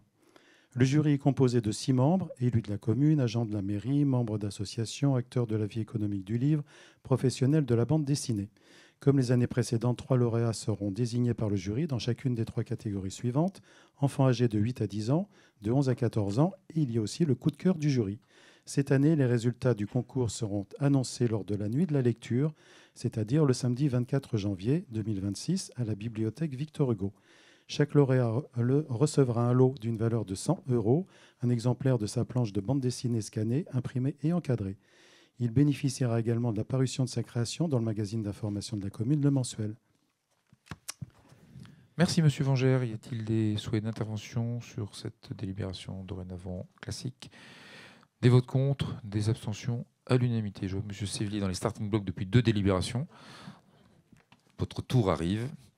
Vous avez la parole pour nous présenter une dérogation au profit du lycée Jean Moulin concernant la redevance d'utilisation de nos installations sportives. Monsieur Sévlier. Merci Monsieur le maire. Donc, le lycée Jean Moulin utilise des installations sportives intérieures et extérieures de la ville. À ce titre, il paye une redevance à la ville. Cette redevance est forfaitaire. Elle suit donc des conditions dérogatoires. Ce forfait est limité à 2200 heures maximum par an. Nous avions voté en 2024 un forfait de 7 722 €. Nous proposons de l'augmenter cette année de 2,5%, soit 7 915 € pour l'année scolaire 2025-2026. Enfin, pour être complet, à noter que l'utilisation de la piscine n'est pas incluse dans ce forfait. Merci beaucoup, Monsieur Sévlier. Y a-t-il des souhaits d'intervention sur cette délibération? Des votes contre, des abstentions à l'unanimité. Merci pour nos lycéens. Délibération suivante concerne cette fois-ci une convention d'occupation du gymnase Pierre Curvat avec le service départemental d'incendie et de secours des Yvelines. Monsieur Jarry, vous avez la parole. Maire, bonsoir à tous. À l'instar de la convention existante de mise à disposition de la piscine municipale à la compagnie de maintenance de la brigade de sapeurs-pompiers de Paris, installée sur la commune voisine de Bailly, une nouvelle demande de partenariat a été formulée par le SDIS des Yvelines, basée sur le territoire de la Salle-Saint-Cloud, intervenant sur le territoire communal. Le SDIS 78 sollicite, à titre gracieux, la mise à disposition hebdomadaire du gymnase Pierre Curvat chaque mercredi matin de 8 h à 10 h, afin d'y organiser des séances d'activité physique pour ses agents. Cette pratique régulière d'exercice physique est essentielle au maintien de la condition opérationnelle des personnels. Par conséquent, il est demandé au conseil municipal d'approuver la mise à disposition hebdomadaire du gymnase Pierre Curvat à titre gracieux au SDIS 78. Merci Monsieur Jarry. Y a-t-il des souhaits d'intervention sur une délibération un peu exotique, mais qu'on a l'habitude de voir passer pour les collègues de la BSPP? Je ne vois pas de protestation dans la salle, pas de vote contre, pas d'abstention à l'unanimité. Merci pour la condition physique des hommes du feu du département. Délibération suivante. Il s'agit d'un point d'étape sur la concertation en cours sur la mise en compatibilité du plan local d'urbanisme du Chénet. Et la parole est à Monsieur Le Grel. Merci, Monsieur le maire. Donc, effectivement, nous allons faire un point d'étape sur cette opération et la concertation qui a été initiée maintenant depuis un certain moment. Je rappelle donc le contexte du projet de cette concertation. Nous parlons du réaménagement de l'îlot Le Nôtre, qui est un site qui couvre environ 1,8 hectares. Les grands enjeux et objectifs de ce projet ont été définis par la délibération du 20 mars 2025, qui, en synthèse, fait le constat de la nécessité de repenser la composition et l'usage d'un îlot majoritairement dédié aujourd'hui aux équipements publics, certains fermés, d'autres obsolescents, voire vétustes, vieillissants et pour certains mal utilisés. Donc cette recomposition doit prendre en compte un certain nombre de critères entre guillemets, qualitatifs, tels que la désimperméabilisation et la végétalisation d'un îlot aujourd'hui très minéral, ainsi que son ouverture et sa connexion sur ces environnements par l'intégration des circulations traversantes. La création d'un lieu de vie et de rencontre porté par la mixité des usages et des publics intergénérationnels, par la proximité de différents équipements et par la qualité et la générosité des espaces publics proposés. Et enfin, des réponses apportées aux enjeux auxquels notre ville est confrontée, en termes notamment d'accessibilité au logement, de diversité de ces logements, et en ce, y compris la construction d'une résidence autonomie. Alors, les principales caractéristiques de la programmation envisageable sur le site ont été définies de la manière suivante, en tout cas proposées de la manière suivante. La construction de logements pour un nombre pouvant être compris entre 150 et 200. La construction, comme je l'ai dit, d'une résidence autonomie d'environ 80 chambres. Le développement de nouveaux équipements publics, notamment crèches, écoles de musique et surfaces dédiées au sport. La création de quelques surfaces commerciales et la création d'emplacements de stationnement intégrés, majoritairement en sous-sol. Sur les modalités de cette concertation, il y a eu donc mise à disposition d'informations sur le site internet de la commune, sur le projet et la procédure initiée, sur la mise à disposition d'un registre et d'un dossier d'information en mairie, service urbanisme, l'apparition d'un article d'information dans le journal municipal relayant les différentes informations, l'organisation de réunions publiques, en l'occurrence, l'organisation de réunions, d'ateliers, de rendez-vous auprès de particuliers ou de chacun qui en faisait la demande.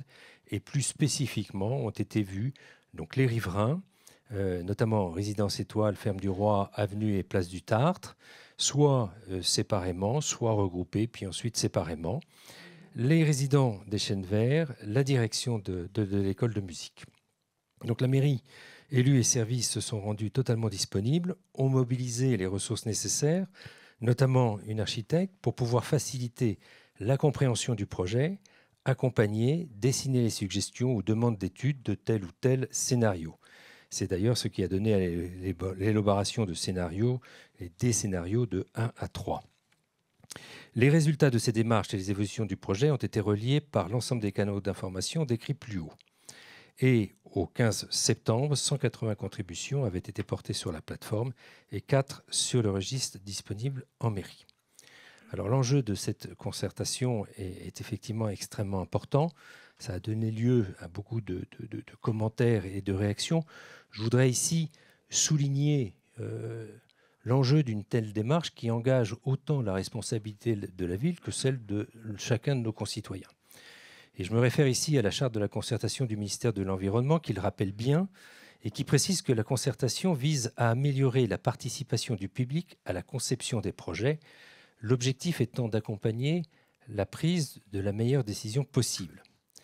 Donc ce n'est pas le bruit fait autour du projet ou la quantité des opinions émises qui prime, mais bien la pertinence de l'argumentation. Je précise ce point-là juste pour alerter que lorsque des personnes déposent un recours ou montent une pétition avant même que la concertation ait effectivement démarré, avant même que tous les éléments d'information soient mis sur la table, ils ne font que nuire au principe même de la concertation qu'ils dévoient en donnant au passage un très mauvais message à l'ensemble de nos concitoyens. Dans le même ordre d'idées et toujours à l'adresse des mêmes, la concertation n'est pas un référendum. Et que celui qui décide, c'est celui qui s'engage, et en l'occurrence le conseil municipal, et avec le maire, qui est responsable de la vision globale, qui doit tenir compte aussi bien de l'utilité économique et sociale du projet, des conditions de sa réalisation, du montage, des équilibres financiers. Et même s'ils sont entendables et compréhensibles, la seule défense d'intérêts privés ne peut et ne doit empêcher la recherche de l'intérêt commun. Et j'ajoute que lorsque chacun prêche sur sa propre paroisse, on en a tous fait l'expérience, la seule chose qui puisse réunir ceux qui agissent de la sorte, c'est le refus absolu de tout changement. Donc, je le répète, ce n'est pas le bruit, la force, ni même le nombre des oppositions portées par des motivations diverses qui feront évoluer le projet, mais bien la qualité du dialogue et de la concertation. Et c'est pour ça qu'ici, je veux remercier d'autant plus vivement ceux qui ont participé effectivement, qui ont été persévérants, curieux, critiques, apporteurs d'idées, et qui de fait ont permis de faire évoluer ce projet, parce que ce projet évolue. Ce sont eux qui, notamment, avec quelques sujets qui méritent d'être encore investigués, qui permettent que ces échanges et ce dialogue se poursuivent pour la recherche du meilleur projet. Et c'est la raison pour laquelle nous avons décidé donc de prolonger une deuxième fois donc, la durée de cette concertation. Alors, la présente note qui est jointe à cette délibération prend un certain nombre d'éléments. Elle décrit dans le détail tous les échanges, toutes les remarques qui ont été faites sur un certain nombre de thèmes. Alors, je ne pense pas la prendre dans le détail et la lire, ce serait, je pense, un tout petit peu fastidieux. Je vais essayer d'en faire une synthèse autour de quelques grands thèmes. Il y a une grande question, une grande réflexion donc, portant sur la pertinence de détruire les équipements publics qui sont jugés par certains, qui sont jugés récents et qui expriment une préférence par certains pour leur rénovation. Alors, la localisation de certains services, notamment la police municipale, est perçue également comme un facteur important de la sécurisation de ce quartier. Donc, on a travaillé sur plusieurs scénarios visant à expliquer les incidences en termes de programmation, de densité, de vis-à-vis et de coûts financiers pour la ville, d'hypothèses allant d'une rénovation des bâtis existants à leur démolition complète, en passant par des conversions partielles. 4 hypothèses ont été présentées lors de la première réunion publique du 1er juillet 2025. Les scénarios 1 à 3, répondant à des demandes donc, de certains des riverains, ont formalisé des scénarios visant à préserver toute ou une part essentielle d'existant. Le scénario 4, représentant les propositions faites par la ville, est in fine celui sur lequel s'est concentré le travail d'amélioration et d'ajustement parfois important de ce projet. Tous ces scénarios ont été mis à disposition sur la plateforme J'en parle, avec des graphiques, des détails et des explications et des chiffres. Le deuxième sujet porte sur la programmation et plus particulièrement la création de nouveaux logements qui soulèvent des questions, notamment autour de 3 thèmes, la densité, la hauteur des futurs bâtiments et, in fine, le nombre de logements créés. Alors, il faut tout d'abord rappeler et répéter autant de fois nécessaire que l'objectif de la ville n'est pas de réaliser un projet dense, mais bien un projet urbain cohérent avec son environnement, équilibré et répondant aux critères et aux modes de vie des générations actuelles et à venir.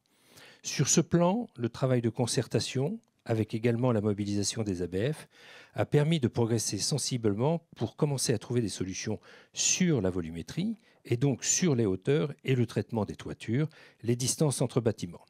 À ce jour, la couture avec la partie ancienne de la mairie a été revue.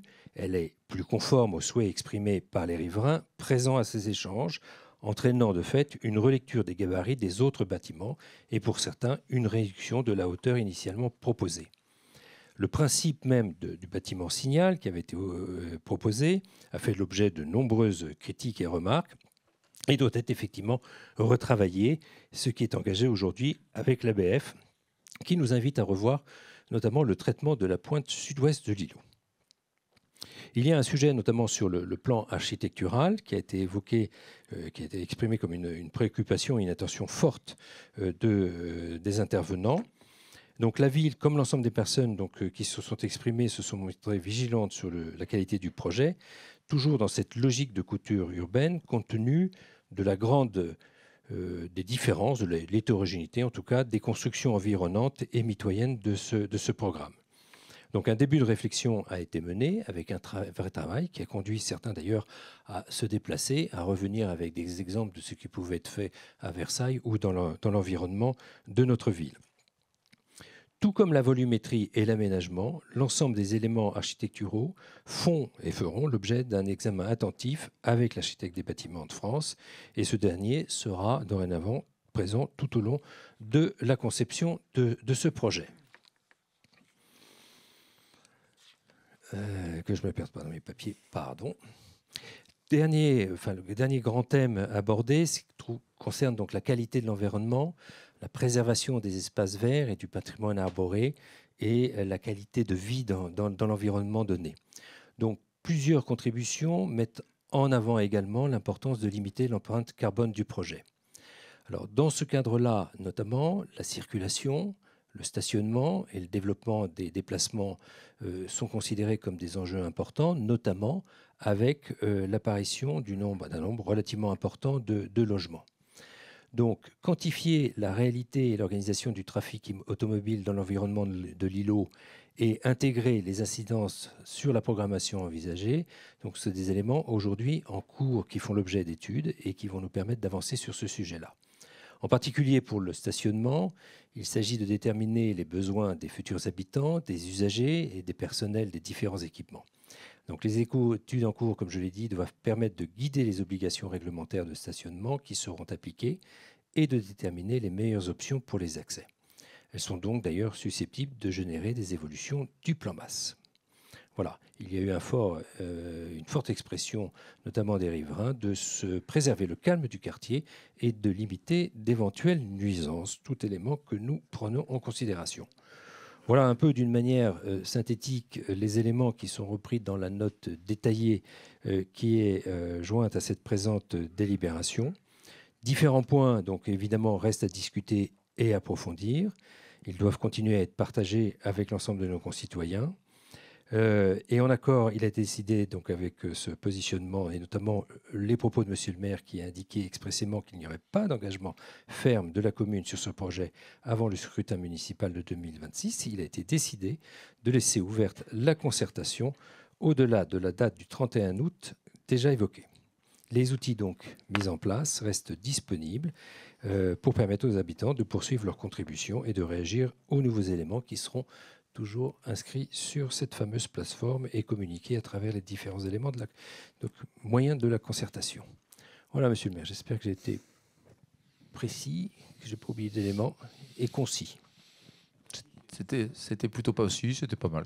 Donc, pour un point d'étape, c'était relativement concis parce que le travail était dense. Donc merci beaucoup Jérôme et l'ensemble des équipes qui se sont mobilisées maintenant depuis plusieurs mois pour cette séquence. Je rappelle effectivement ce que j'ai dit lors d'une des réunions de cette concertation, qu'il n'y aurait pas de décision définitive avant la fin de cette mandature. Pour autant, je rappelle que les travaux sur cet îlot, je les ai annoncés au moment où nous avons indiqué que nous rénoverions le groupe scolaire Langevin et que nous ne réouvririons pas le groupe scolaire Le Nôtre à l'issue des travaux. Donc ça fait maintenant 3 ans.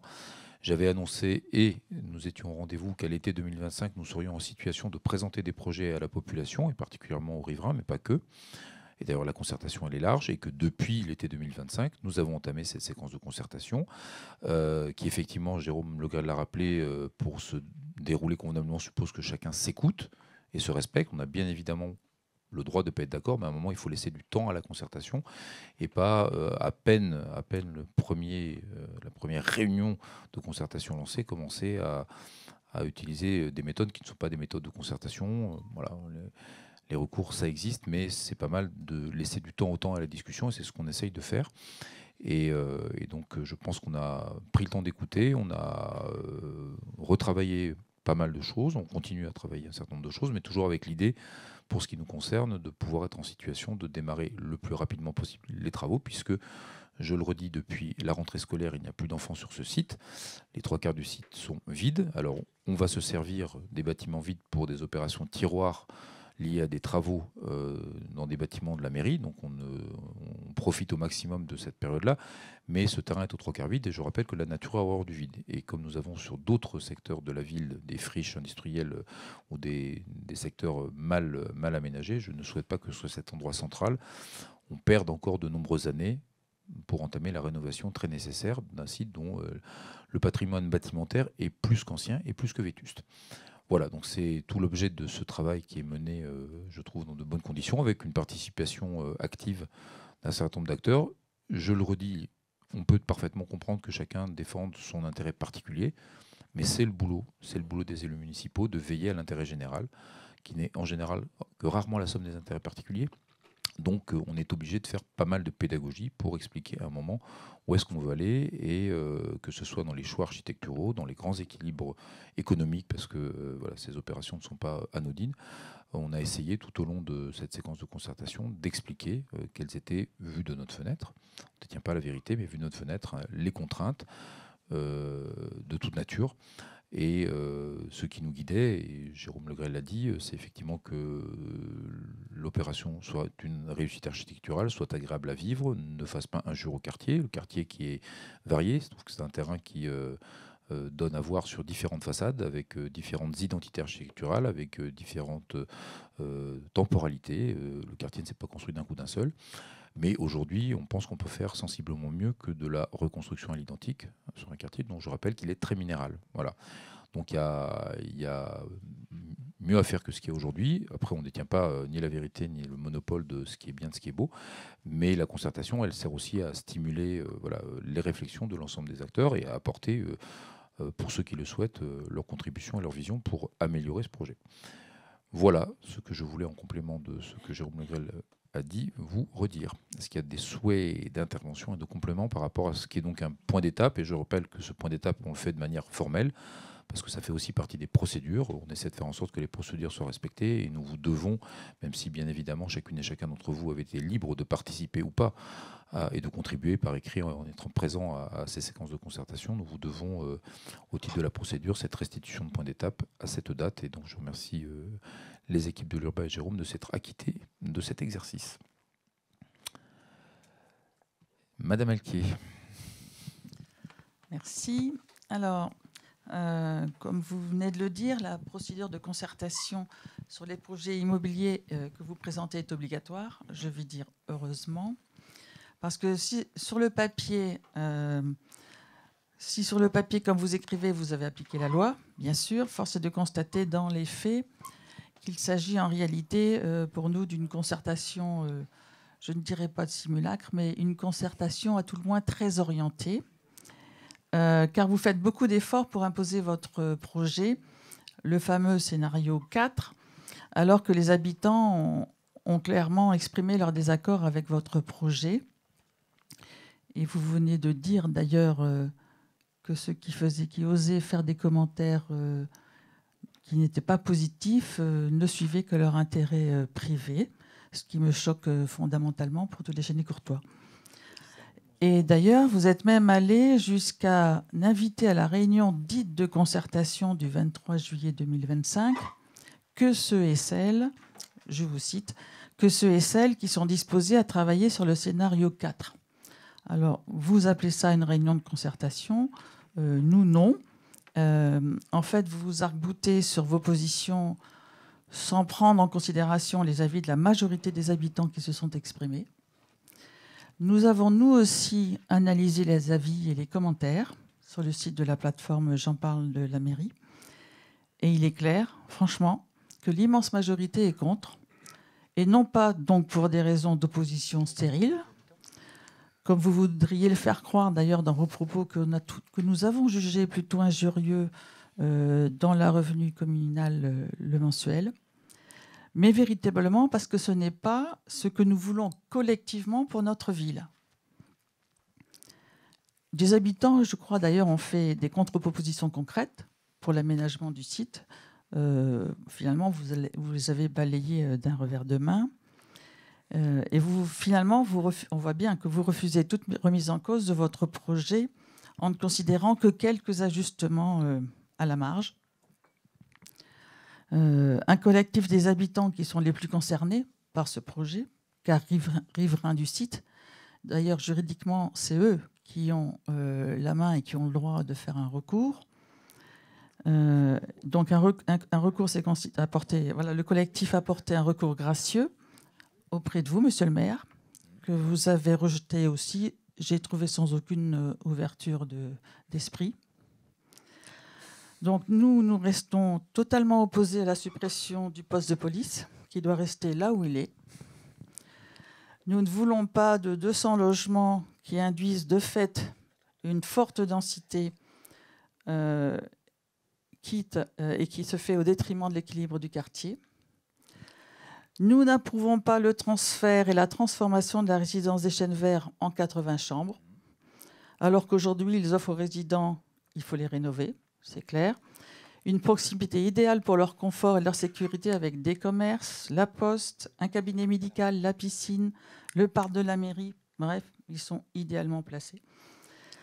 Et cet espace de l'îlot Le Nôtre, qui est aujourd'hui dédié à la musique, à l'éducation et au sport, doit pour nous rester à la disposition de tous les Chénicourtois. Nous avons d'autres projets pour valoriser cet espace qui s'inscrit en plus dans un quartier historique qui était marqué par la grande histoire quand même, et par l'expression de l'art au plus haut niveau, avec notamment Jean-Louis Forain. Donc nous ne sommes pas d'accord avec vous sur ce projet, on vous le confirme, et comme le disent l'immense majorité quand même des Chénicourtoises dans la concertation. Donc nous ne pouvons pas donner quitus de la concertation que vous voulez acter, et considérant l'opposition suscitée par ce projet rejeté par tous, nous prenons acte de la décision de la commune de laisser ouverte la concertation et de ne pas prendre d'engagement sur le projet d'ici les élections municipales de 2026. Merci. Bon, c'est pas vraiment une surprise. On a compris que vous étiez à peu près contre tout. Je vais juste revenir d'un mot, puisqu'on a la chance d'avoir le chef de la police municipale dans la salle. J'ai pas souvenir, Madame Alquier, mais sans doute ai-je la mémoire qui défaille, que dans les très nombreux déménagements du poste de police municipale dans cette ville, parce que ça doit être la 5e fois qu'il change de place. Les déménagements, je rappelle qu'il a été à la place de l'Éclat de Verre, il a été à la place d'une résidence extrêmement dense qui a été construite juste à côté de l'îlot Le Nôtre, qui n'a suscité aucune émotion à l'époque, je le rappelle, et sans aucune construction de logements sociaux. Il a été à la Redingote. À aucun moment, et on peut feuilleter ensemble les PV, il n'a été évoqué ni par mon prédécesseur ni par vous le fait que de déplacer un poste de police allait créer de l'insécurité à l'endroit où on l'enlevait. Écoutez, attendez, je vous écoutez, vous m'écoutez. À aucun moment cet argument n'a été évoqué. Donc je le redis, puisque le chef de la police municipale est là, l'argument que j'avance à chaque fois, c'est que je rappelle que dans notre poste de police, on ne prend pas de plainte, donc on reçoit quand même très peu de public, que la vocation de la police municipale, c'est de patrouiller, c'est comme ça qu'on assure la sécurité, et que l'emplacement du poste de police n'est pas déterminant. Après, si je suis votre raisonnement, on pourrait aussi se réjouir pour les habitants de cette partie du Chênay et Rocancourt qui vont voir arriver le poste de police municipale, que donc leur niveau de sécurité à eux va s'élever. C'est le principe des vases communicants. Et donc, soit vous êtes cohérent dans votre raisonnement, vous vous lamentez que dans un endroit où il n'y a plus d'habitants, il n'y a plus de sécurité, et vous vous réjouissez que pour la partie du domaine, etc., de voir arriver le poste de police va être un élément de sécurité. Mais moi, je ne joue pas sur ces arguments-là. Je vous redis simplement qu'il me semble plutôt intéressant que les équipes de la police municipale rejoignent le centre de supervision urbain, parce que c'est un continuum de sécurité. Voilà. Et qu'ensuite, ils continuent à avoir les moyens que nous leur avons donnés, que nous avons renforcés, humains, techniques et de vidéosurveillance, pour pouvoir patrouiller efficacement et assurer la sécurité là où elle est nécessaire, c'est-à-dire en ville. Voilà. Donc l'argument de dépasser le poste de police, franchement, c'est un argument que je considère comme étant d'une extrême pauvreté. Et je me permets, puisque nous sommes en débat, de vous le redire. Voilà, vous faites des yeux. Voilà. Mais pardon de le dire, je veux dire, c'est la 5e fois que le poste de police déménage en 20 ans au Chênay. Vous le savez très bien, et à aucun moment, vous n'avez avancé ces arguments, parce que ces arguments ne tiennent pas, Madame Alquier, vous le savez parfaitement. Alors je sais bien, quand il n'y a pas grand-chose à avancer, voilà, faut imaginer les arguments, mais franchement, celui-là est d'une extrême pauvreté. Voilà, donc je le dis. Pour le reste, je crois qu'on s'est à peu près tout dit sur le projet. Alors j'ai quand même noté, je m'en réjouis, que vous avez un projet sur ce terrain. Mais alors, vous êtes d'une discrétion absolue, parce que depuis 2 ans et demi, en dehors des critiques, je ne vous ai jamais entendu proposer quelque chose de sensé, de viable, d'économiquement soutenable, parce que c'est bien de critiquer, de dire qu'on garde tout. À aucun moment, vous n'avez avancé d'arguments financiers, techniques, architecturaux, rien. Rien. Et on peut là aussi feuilleter les PV du Conseil. Donc effectivement, il vous reste quelques mois pour nous partager votre vision, parce que la politique, c'est ça, c'est d'affronter des visions. Et pardon de le dire, en 5 ans et demi, on n'a pas eu beaucoup d'affrontements parce que vous n'avez jamais porté de vision. Voilà, exception faite de critiques permanentes, gratuites et en général assez infondées. Voilà, permettez-moi de vous le dire. Est-ce que je peux juste rajouter un point? Vous faites référence à une réunion. Tous ceux qui l'ont souhaité sont invités. Il y a des personnes qui ont refusé de participer à ces réunions parce qu'effectivement, nous avions un ordre du jour qui traitait de ce fameux scénario 4. Voilà. Et donc, il est faux, et je vous invite quand même à corriger et à surveiller vos propos, de dire que nous avons des invitations sélectives. Passe en mairie, je donne ces éléments-là, passe en mairie des gens qui veulent avoir des informations. J'ai personnellement passé avec une personne qui n'est pas très loin de l'environnement, de cet environnement-là, plus de 5 heures à répondre à peu près à plus d'une 50aine de questions posées. Et nous y avons répondu par écrit. Voilà. Alors, c'est ouvert et on est vraiment ravis d'avoir des débats, même s'ils peuvent être quelquefois durs, difficiles. Il faut beaucoup de pédagogie, mais ce qu'a dit Monsieur le maire est effectivement important. Si on pouvait mener ces concertations avec des échanges bien menés, des arguments, eh bien, écoutez, ça serait formidable. Ça se passe avec beaucoup de gens et ce n'est pas, comme vous le dites, tous les Chénésiens, les Chénécourtois. Ce n'est pas vrai. Y a-t-il d'autres souhaits d'intervention? Parce qu'on va pas faire. C'est bon. Madame Bilger lève la main depuis un certain temps, donc on va peut-être écouter l'autre groupe d'opposition. Et puis on va se dire qu'on n'a pas 8 prises de parole successives, parce que sinon ça va être un peu long. Et comme vous le savez, la concertation est prolongée. Vous avez tout le loisir de prolonger ces échanges sur les outils que vous avez été consultés. Madame Bilger, vous avez la parole. Alors nous allons essayer d'être extrêmement factuels. Le factuel a été très bien retranscrit dans ce que vous avez évoqué, c'est-à-dire que c'est un projet qui a suscité beaucoup d'inquiétudes. On ne peut pas le nier, c'est une réalité. Elles ont d'ailleurs été très bien retranscrites les unes après les autres. Alors, j'avoue que pour le coup, je suis choquée par votre ton un peu moralisateur sur qui a le droit de s'exprimer ou pas s'exprimer, à bon escient ou pas à bon escient. Vous avez face à vous des Chénécourtois qui, effectivement, voient un projet significatif sur un périmètre important de la ville, qui s'exprime, ce qui est une bonne chose, là-dessus je vous rejoins, et qui exprime un certain nombre d'inquiétudes ou d'interrogations, on ne peut pas les balayer. D'un autre côté, je trouve un peu hypocrite de parler de différents scénarios, parce qu'en fait, on le sait tous, sur un projet comme ça, il n'y a pas beaucoup de solutions. C'est financer des équipements publics par du foncier et par la vente de foncier. Donc en fait, les solutions, il n'y en a pas 150. Donc une fois qu'on a posé ça sur la table et qu'on le dit franchement, parce qu'il y a des réalités économiques, et là-dessus, je vous rejoins, voilà, il faut essayer ensemble de trouver le projet le plus adapté à ce que souhaite la population. Alors, il y a les riverains, ça c'est la première chose, parce que bien évidemment, on a entendu les problématiques architecturales qui sont importantes. On a entendu les problématiques de nuisance, qu'elles soient au niveau du stationnement, de la circulation, du bruit qui peut être occasionné par les commerces, par un kiosque. Parce que si l'école de musique en est ravie, je suis très contente pour l'école de musique, mais bon, l'école de musique, ok, on veut que ce soit qu'elle soit dans des normes exceptionnelles. Bon, on ne va pas reparler toujours de on rénove pas, bon, etc. Mais écoutons les riverains dans des limites raisonnables. Et toutes ces limites me semblent raisonnables. Bon, l'immeuble Signal semble être rapide, on va quand même être très clair. Même les ABF ne semblent pas véritablement enthousiasmés par le sujet. La végétalisation, la mutualisation intergénérationnelle, tout ça, ça semble être une bonne idée. Le déplacement des chênes verts, pourquoi pas? À la limite, on peut en faire quelque chose d'intéressant. Mais je crois qu'on est à un moment où on ne peut pas dire il y a les bons et les mauvais. Voilà. Et c'est un petit peu ce qui me choque dans ce que vous êtes en train de dire. D'autre part, dans la conclusion du point d'étape de concertation, on parle de la modernisation qui serait en fait la bonne solution. En fait, c'est pas une réalité. On va pas moderniser. On va forcément démolir et reconstruire. Non, mais pour des réalités économiques. Enfin, je veux dire, à un moment, il faut dire les choses. Voilà.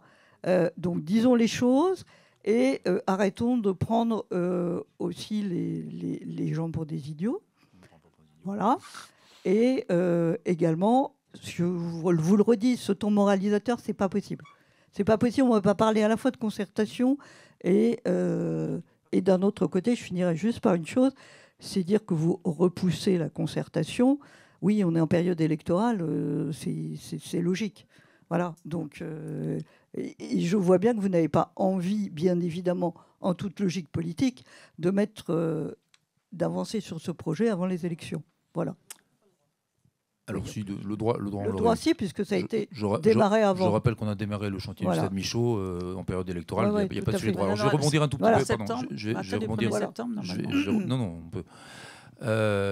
J'entends ce que vous dites. Je vais juste quand même compléter. Bien évidemment qu'on a le choix. On a tous le choix. Sur ce terrain, on peut décider de faire un parc. Il n'y a aucune impossibilité. On peut décider, comme Madame Elki le souhaite, de rénover à l'identique tous les bâtiments existants. C'est techniquement possible. Ça ne pose aucun problème. Ça pose juste la question du financement. Il faut aller au bout. L'hypothèse. Non, oui, mais vous l'avez pas précisé dans votre propos. Non, j'étais assez attentif. L'hypothèse que vous évoquez, qu'on défend, effectivement, c'est celle d'une solution où on rénove des équipements publics en ne faisant pas appel à l'impôt. C'est quand même important de le redire parce que moi, je peux tout à fait décider, vous proposer de rénover à l'identique tous les bâtiments, mais ça ne sera qu'avec de l'appel à l'impôt. On vient de le faire avec Langevin. Et donc, je redis un moment, il faut assumer, aller au bout des hypothèses que vous évoquez. Tout est possible. On peut faire un parc, on peut tout rénover, on peut garder la moitié des bâtiments, et on sort la calculette. Et on dit aux gens, ce choix-là impose soit une augmentation d'impôts, soit de renoncer à investir sous tout un tas d'autres choses pendant de longues années. Voilà, c'est pas effectivement, c'est pas. Oui, mais je le précise parce que faut quand même que pour les gens qui vont nous écouter, les choses soient claires. L'hypothèse et le scénario que nous défendons est un scénario qui permet de rénover ce que nous estimons être nécessaire comme maintien d'équipements publics sur le site, sans faire appel à l'impôt. Voilà. Et donc effectivement, une fois qu'on a précisé ça, oui, il y a un moment d'une cession de foncier, une certaine production de logements, avec une volumétrie à travailler, en hauteur pour préserver des espaces verts, ou plus dense, plus bas, mais plus dense. Tout ça est connu, effectivement, et c'est pas mystérieux. Mais il ne faut pas oublier l'un des éléments importants du départ, c'est le choix que nous faisons, nous, parce que nous avons aussi entendu la population ces dernières années, de mener cette opération dans un calendrier soutenu, mais sans faire appel à l'impôt. Après, il peut y avoir plein d'autres hypothèses. Il faut juste que chacune et chacun les assumiez. Et c'est pour ça que je dis que je ne détiens pas la vérité. Mais effectivement, si on part de l'hypothèse qu'il ne faut pas toucher à l'impôt pour rénover ce quartier, effectivement, les contraintes sont assez fortes. Après, je redis, on a présenté des scénarios d'aménagement. On peut, à volume et à équipement constant, tout bouger sur le terrain. C'est aussi ça, la concertation. On a fait le choix de prépositionner les équipements à certains endroits. Mais on peut très bien entendre que, finalement, la résidence des Chênes Verts, on l'avait en front de parcelle, que la crèche, on veut la valette, etc. C'est ça aussi. C'est pour ça que je dis que tout n'est pas figé. À un moment, nous considérons que pour aider les gens à s'exprimer, il faut bien arriver avec autre chose, une copie blanche. Déjà, quand on met quelque chose sur la table, c'est parfois difficile de se projeter dans des plans, dans des volumes, etc. Mais on a fait ce choix de montrer à voir pour que les gens puissent se positionner. Voilà. Parce que je considère que dire qu'on ne touche à rien et ne pas aller au bout de la logique financière, c'est le degré zéro de la réflexion. Donc à un moment, oui, j'assume le fait que pour l'instant, la feuille de route que j'ai confiée aux équipes, c'est plutôt de travailler un scénario qui évite de faire appel à l'impôt pour rénover une partie des équipements. Après, on peut très bien aussi décider de dire qu'on fait que du logement et qu'on ne dépense pas d'argent pour rénover les équipements publics et qu'on s'en passera. On n'a pas fait ce choix-là non plus. Voilà. Donc, mais le jeu est ouvert. Il ne faut pas dire aux gens qu'il n'y a finalement qu'un seul scénario et que c'est un marché de dupes que de faire la concertation, parce que ça n'est pas vrai. Non, c'est pas ce que j'ai dit. Et là, je complète aussi parce que je ne crois pas à aucun moment qu'on ait pris un ton moralisateur. D'ailleurs, il n'y a pas de sujet. Il n'y a pas de sujet de morale. Il n'y a pas de sujet de morale en l'espèce. Il n'y a pas de sujet de morale en l'espèce. Et donc, je redis simplement, le jeu est très ouvert. Et c'est pour ça que, et ça n'est pas que de la posture, moi, je souhaiterais que vous proposiez et que vous chiffriez en vrai des scénarios alternatifs. Je ne les ai pas vus. Voilà, donc on essuie des critiques, c'est assez classique dans cet exercice-là, mais finalement on est à peu près les seuls à être allés au bout d'une certaine logique et à proposer quelque chose qui nous semble assez cohérent et maîtrisé financièrement. Voilà, mais il y a encore un peu de temps pour proposer des scénarios alternatifs et croyez-moi, on les étudiera, on les regardera avec grand intérêt. Mais à un moment, il ne faut pas, et je vous rejoins, prendre les Chénay-Courtois pour des idiots. À un moment, ils savent aussi compter. Et donc quand on proposera des choses qui ne sont pas financées, ils le verront. Voilà, nous, ce qu'on proposera, ce sera financé et pas par l'impôt. Voilà, je voulais partager ça avec vous. Courte, s'il y a une deuxième intervention. Courte. Bah écoutez, les Chénay-Courtois vont vous juger par eux-mêmes, hein, parce que là, c'est clair. On n'est pas d'accord avec vous, c'est clair. Il serait grand temps que vous pensiez à l'aspect financier, parce que pendant 5 ans, vous n'avez pas hésité à dépenser beaucoup d'argent qui ne servent pas à grand-chose. Voilà, ça c'est dit. Et je voudrais ça, c'est pas du tout gratuit, ça. Finir, enfin, ce qui est vrai. Mais non. Et je finis sur la... Il ne suffit pas de dire que c'est vrai pour que ça le soit, Madame Alquier. Hein. Et je finis sur la police, où ce dont vous parliez, c'est resté en cœur de la ville. Tout ce que vous avez cité comme site, oui, c'est le cœur de la ville. Donc voilà, donc je pense que là-dessus, il y a aussi un consensus des habitants sur le sujet. Ok. Et effectivement, il est difficile de partager avec vous sur des projets et de travailler avec vous sur des projets dans l'état d'esprit que vous venez de montrer. Et donc, c'est beau jeu de faire le matamor.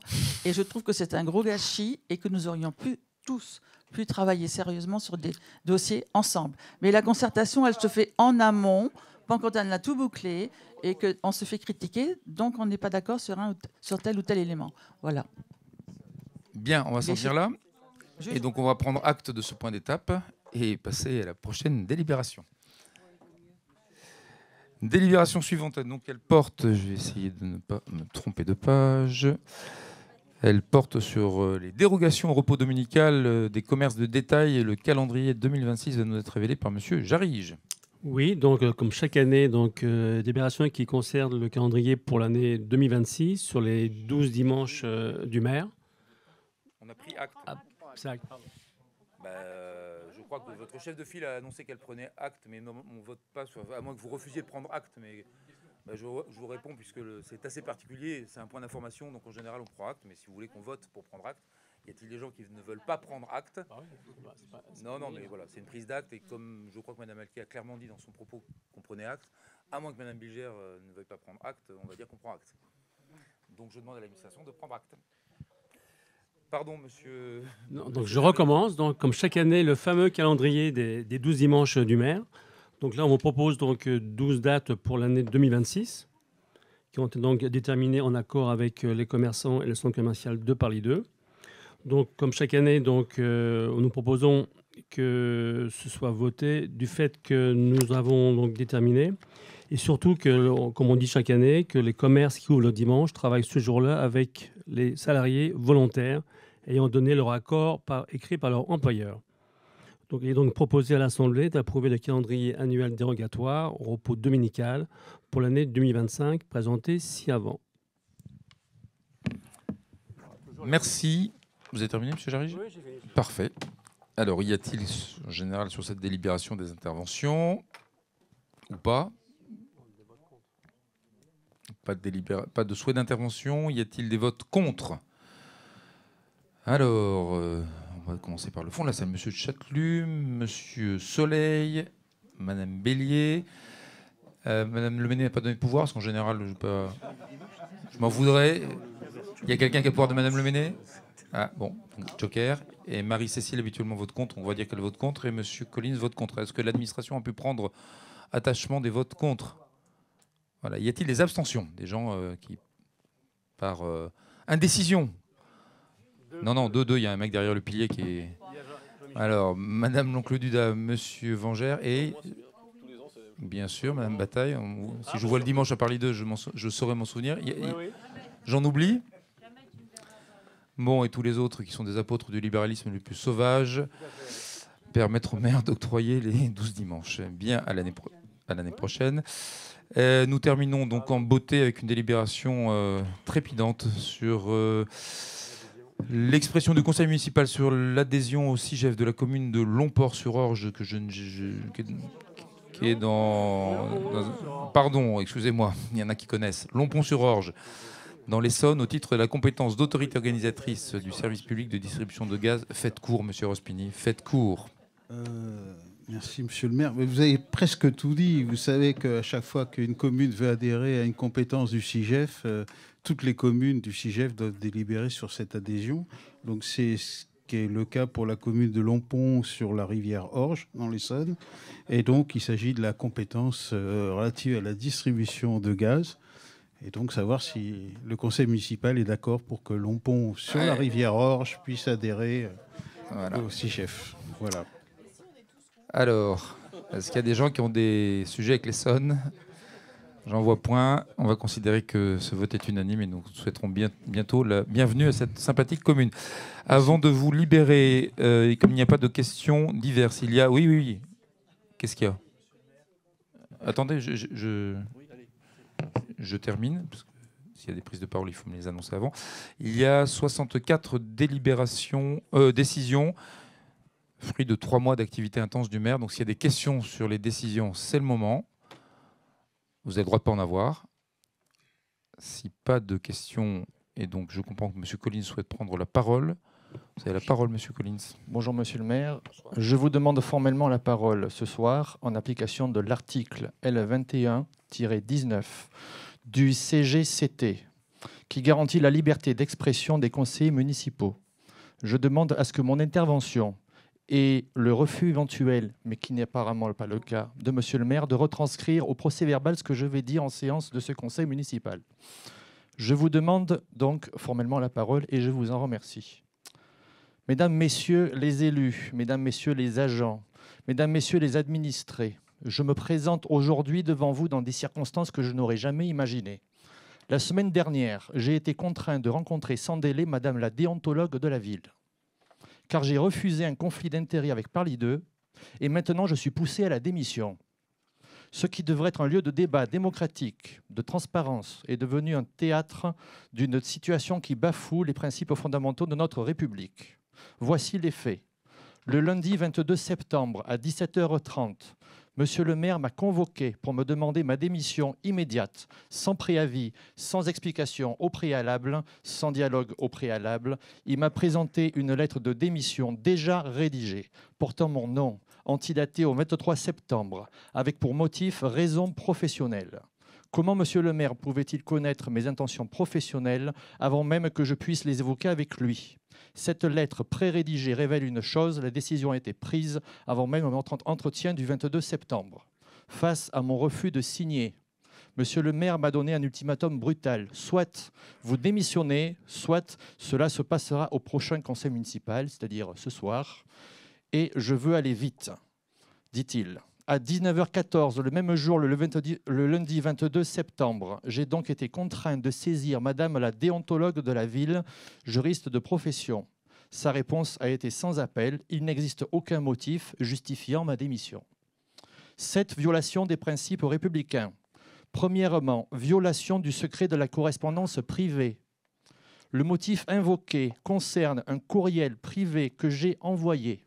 J'ai pris le soin, conformément à la loi et à la jurisprudence, de signifier son caractère privé avec la mention personnelle en objet. Pourtant, le contenu de ce courriel a été divulgué en interne par un ou plusieurs individus de l'administration, semble-t-il, qui a violé le secret de ma correspondance. Qui a transmis ces informations à Monsieur le maire ? Ces questions sont restées sans réponse. Deuxièmement, atteinte à mon honneur et à ma réputation.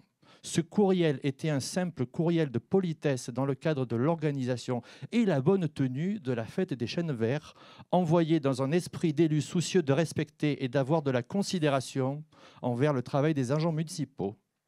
Le contenu et l'esprit de mon courriel a été sorti du contexte, déformé et transformé en affaire scandaleuse pour justifier une demande de démission injustifiable. Troisièmement, non-respect du principe du contradictoire. Aucune procédure régulière n'a été respectée. Aucune rencontre préalable pour demander des explications. Aucune confrontation avec l'agente concernée. Aucun document ne m'a été présenté, juste évoqué oralement sans que je puisse les lire. Aucune possibilité pour me défendre. On me condamne sans procès sur la base de on-dit rapporté oralement. Quatrièmement, non-respect du principe de proportionnalité. La sanction demandée, ma démission immédiate, est totalement disproportionnée par rapport aux faits allégués. Aucun avertissement, aucune mise au point, aucune médiation, directement la guillotine politique. Cinquièmement, non-respect du principe d'équité de traitement. Monsieur le maire me reproche de me comporter selon les usages en vigueur à la mairie, c'est-à-dire ces usages que tous pratiquent, échanger à la machine à café, saluer les agents, témoigner de la considération pour leur travail. Pourquoi ces pratiques acceptées pour tous deviendraient-elles répréhensibles pour moi seul? Sixièmement, précipitation suspecte. La lettre de démission pré-rédigée et antidatée démontre une volonté d'aller vite et brutalement. Pourquoi cette urgence? Qu'est-ce qui justifie de ne pas respecter les procédures, de ne pas prendre le temps du dialogue, comme on en parlait tout à l'heure? J'avais prévu de ne pas me représenter en 2026 pour des raisons professionnelles. Je préparais ma transition depuis 6 mois, de manière responsable. On me refuse cette sortie honorable pour m'imposer une sortie honteuse. Septièmement, le véritable motif serait-il un conflit d'intérêts que j'ai refusé? moins d'une semaine avant cette convocation, le mercredi 17 septembre à 9h19 par SMS, j'ai refusé un conflit d'intérêts concernant la copropriété Parly 2. Car le lundi 15 septembre, par SMS, un proche du maire m'a demandé de lui fournir à la première heure, le mercredi 17 septembre, une synthèse des discussions d'une réunion extraordinaire privée de Parly 2 portant sur un sujet sensible. J'ai refusé car je rappelle que je suis élu par les copropriétaires privés au conseil syndical principal et que je n'y représente pas la ville dans cette instance et que les informations confidentielles leur sont donc réservées. Et depuis 6 ans, la copropriété Parly 2 préfère traiter directement avec monsieur le maire. Est-ce là le véritable motif de cette demande de démission brutale? Pour une interrogation. Suis-je sanctionné pour avoir respecté mon devoir de confidentialité et refusé un conflit d'intérêts? Pour une interrogation. Ma question à monsieur le maire, devant vous tous, témoins de ma déclaration, que je pose publiquement ces questions. Premièrement, monsieur le maire, avez-vous ouvert une enquête administrative? Deuxièmement, qui a violé le secret de ma correspondance privée? Troisièmement, qui a fait la publicité de ma correspondance privée? Quatrièmement, qui a eu accès et comment à ma correspondance privée? Cinquièmement, qui a ouvert et comment ma correspondance privée? Sixièmement, quelles mesures avez-vous prises pour identifier la violation du secret? Septièmement, avez-vous saisi le correspondant RGPD et avez-vous archivé les preuves? Huitièmement, pourquoi aucune procédure contradictoire n'a-t-elle été respectée? Neuvièmement, pourquoi cette précipitation et cette lettre pré-rédigée? Dixièmement, est-ce une tentative de sanction pour avoir refusé de divulguer des informations sensibles concernant la copropriété privée Parly 2? Onzièmement, quelles sont les véritables raisons de cette demande de démission? Ma position, je ne démissionnerai pas sous la contrainte. Je ne signerai pas une lettre qui présente comme, entre guillemets, volontaire et mûrement réfléchi, ce qui est en réalité une sanction brutale déguisée. Si monsieur le maire considère qu'il existe des motifs justifiant mon départ, qu'il les présente publiquement, qu'il respecte les procédures, qu'il accepte le débat contradictoire et qu'il calme le jeu. La déontologue de la ville a confirmé qu'aucun motif ne justifie ma démission. Cette parole d'autorité indépendante, juriste de profession, devrait suffire à clore cette affaire. En conclusion, mesdames et messieurs, je n'ai rien à cacher. Mon action d'élu a toujours été guidée par le respect des règles, la défense de l'intérêt général et la considération pour le travail de chacun et chacune.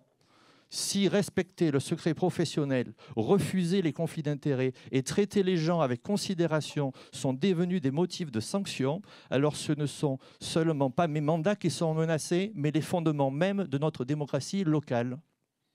Je compte sur votre vigilance, sur votre sens de la justice et votre attachement aux principes républicains. Je demande à l'inscription du procès-verbal de cette séance les éléments suivants. Je demande à ce que soit inscrit, premièrement, ma demande formelle de prise de parole et de préciser l'heure. Comme monsieur le maire n'a pas refusé, je ne dirai pas le point 2, ni le point 3. Quatrièmement, je veux qu'il soit retranscrit le contenu intégral de ma déclaration écrite que j'ai sous format papier, que je distribuerai au conseil municipal. Cinquièmement, je veux également qu'il soit retranscrit l'ensemble des échanges verbaux relatifs à cette question en conseil municipal. Comme la situation dans laquelle je me trouve n'est pas évoquée à l'ordre du jour du conseil municipal de ce soir, je considère donc que cette affaire n'est pas close. Et je ne suis pas dupe que cette affaire peut ressortir à tout moment à l'avenir. Je vous remercie de votre attention. Bien, Monsieur Collins, je ne reviendrai pas sur la manière dont vous prenez la parole. Je vais, de manière très synthétique, expliquer pourquoi je vous ai reçu, parce que la présentation que vous faites est malheureusement incomplète. Vous avez écrit, depuis votre mail professionnel, à un agent de la ville, des messages sans doute à caractère personnel sur sa boîte professionnelle. Vous êtes un élu de la ville. Vous êtes une figure d'autorité. La personne qui a reçu ce mail a écrit à sa hiérarchie ce qui est la procédure normale. Je ne vais pas citer le nom de cette personne, mais je vais lire un extrait de ce qu'elle écrit à son chef, ce qui vous permettra de comprendre comment ce message, mais je vous l'ai déjà dit, m'est remonté. Parlant de votre mail, elle indique qu'elle trouve ce comportement inacceptable et refuse que cela se reproduise. C'est un agent de la ville qui n'est pas dépendant de votre service, qui n'aurait jamais dû recevoir depuis votre boîte mail professionnelle, sur sa boîte mail professionnelle, des messages à caractère personnel, qui réagit de cette manière. En conséquence de quoi, elle a informé sa hiérarchie, qui a elle-même informé sa hiérarchie, qui en a informé le maire, puisque je suis le patron de l'ensemble des services. Je vous ai donc reçu pour vous signifier ce que je pensais de cette situation. Je vous ai indiqué qu'il me semblait effectivement plus simple, et je vous ai proposé de ne pas en parler pour ne pas entacher votre réputation, mais le choix que vous faites m'oblige à le dire en conseil municipal, de vous inviter effectivement à rester au conseil municipal, mais à quitter vos fonctions d'adjoint au maire. Je constate que vous n'avez pas fait cette démarche et que vous avez décidé de rendre public tout ça. Et donc je vous indique, comme je vous l'ai dit en tête-à-tête, que lors du prochain conseil, je procéderai à un vote pour vous retirer officiellement votre délégation. Et sur la base des informations que je viens de communiquer, que je pense vous avez oublié de donner à la déontologue. Voilà, c'est sur cette raison qui est tout à fait connue et une procédure qui est tout à fait normale que je vous ai reçu. Et donc toutes les informations que vous avez données sont fausses. Toutes les allégations que vous donnez en conseil municipal sont absolument scandaleuses. Et je trouve absolument lamentable, je le dis devant tout le monde, que vous puissiez imaginer qu'on ait ce type de raisonnement. Le mail, je vous le rassure, est connu et tout tracé. Et vous inquiétez pas, lors du prochain conseil municipal, nous ferons ça dans les règles de l'art. Bien. Je suis absolument consterné de la méthode et je ne vous redonne pas la parole, Monsieur Collins, puisque je vous rappelle que les prises de parole doivent faire l'objet d'une demande à l'origine. Et donc, ce conseil municipal se termine là-dessus. Et nous terminerons cet échange dans un autre cénacle. Le conseil municipal est terminé. Je vous souhaite une bonne soirée.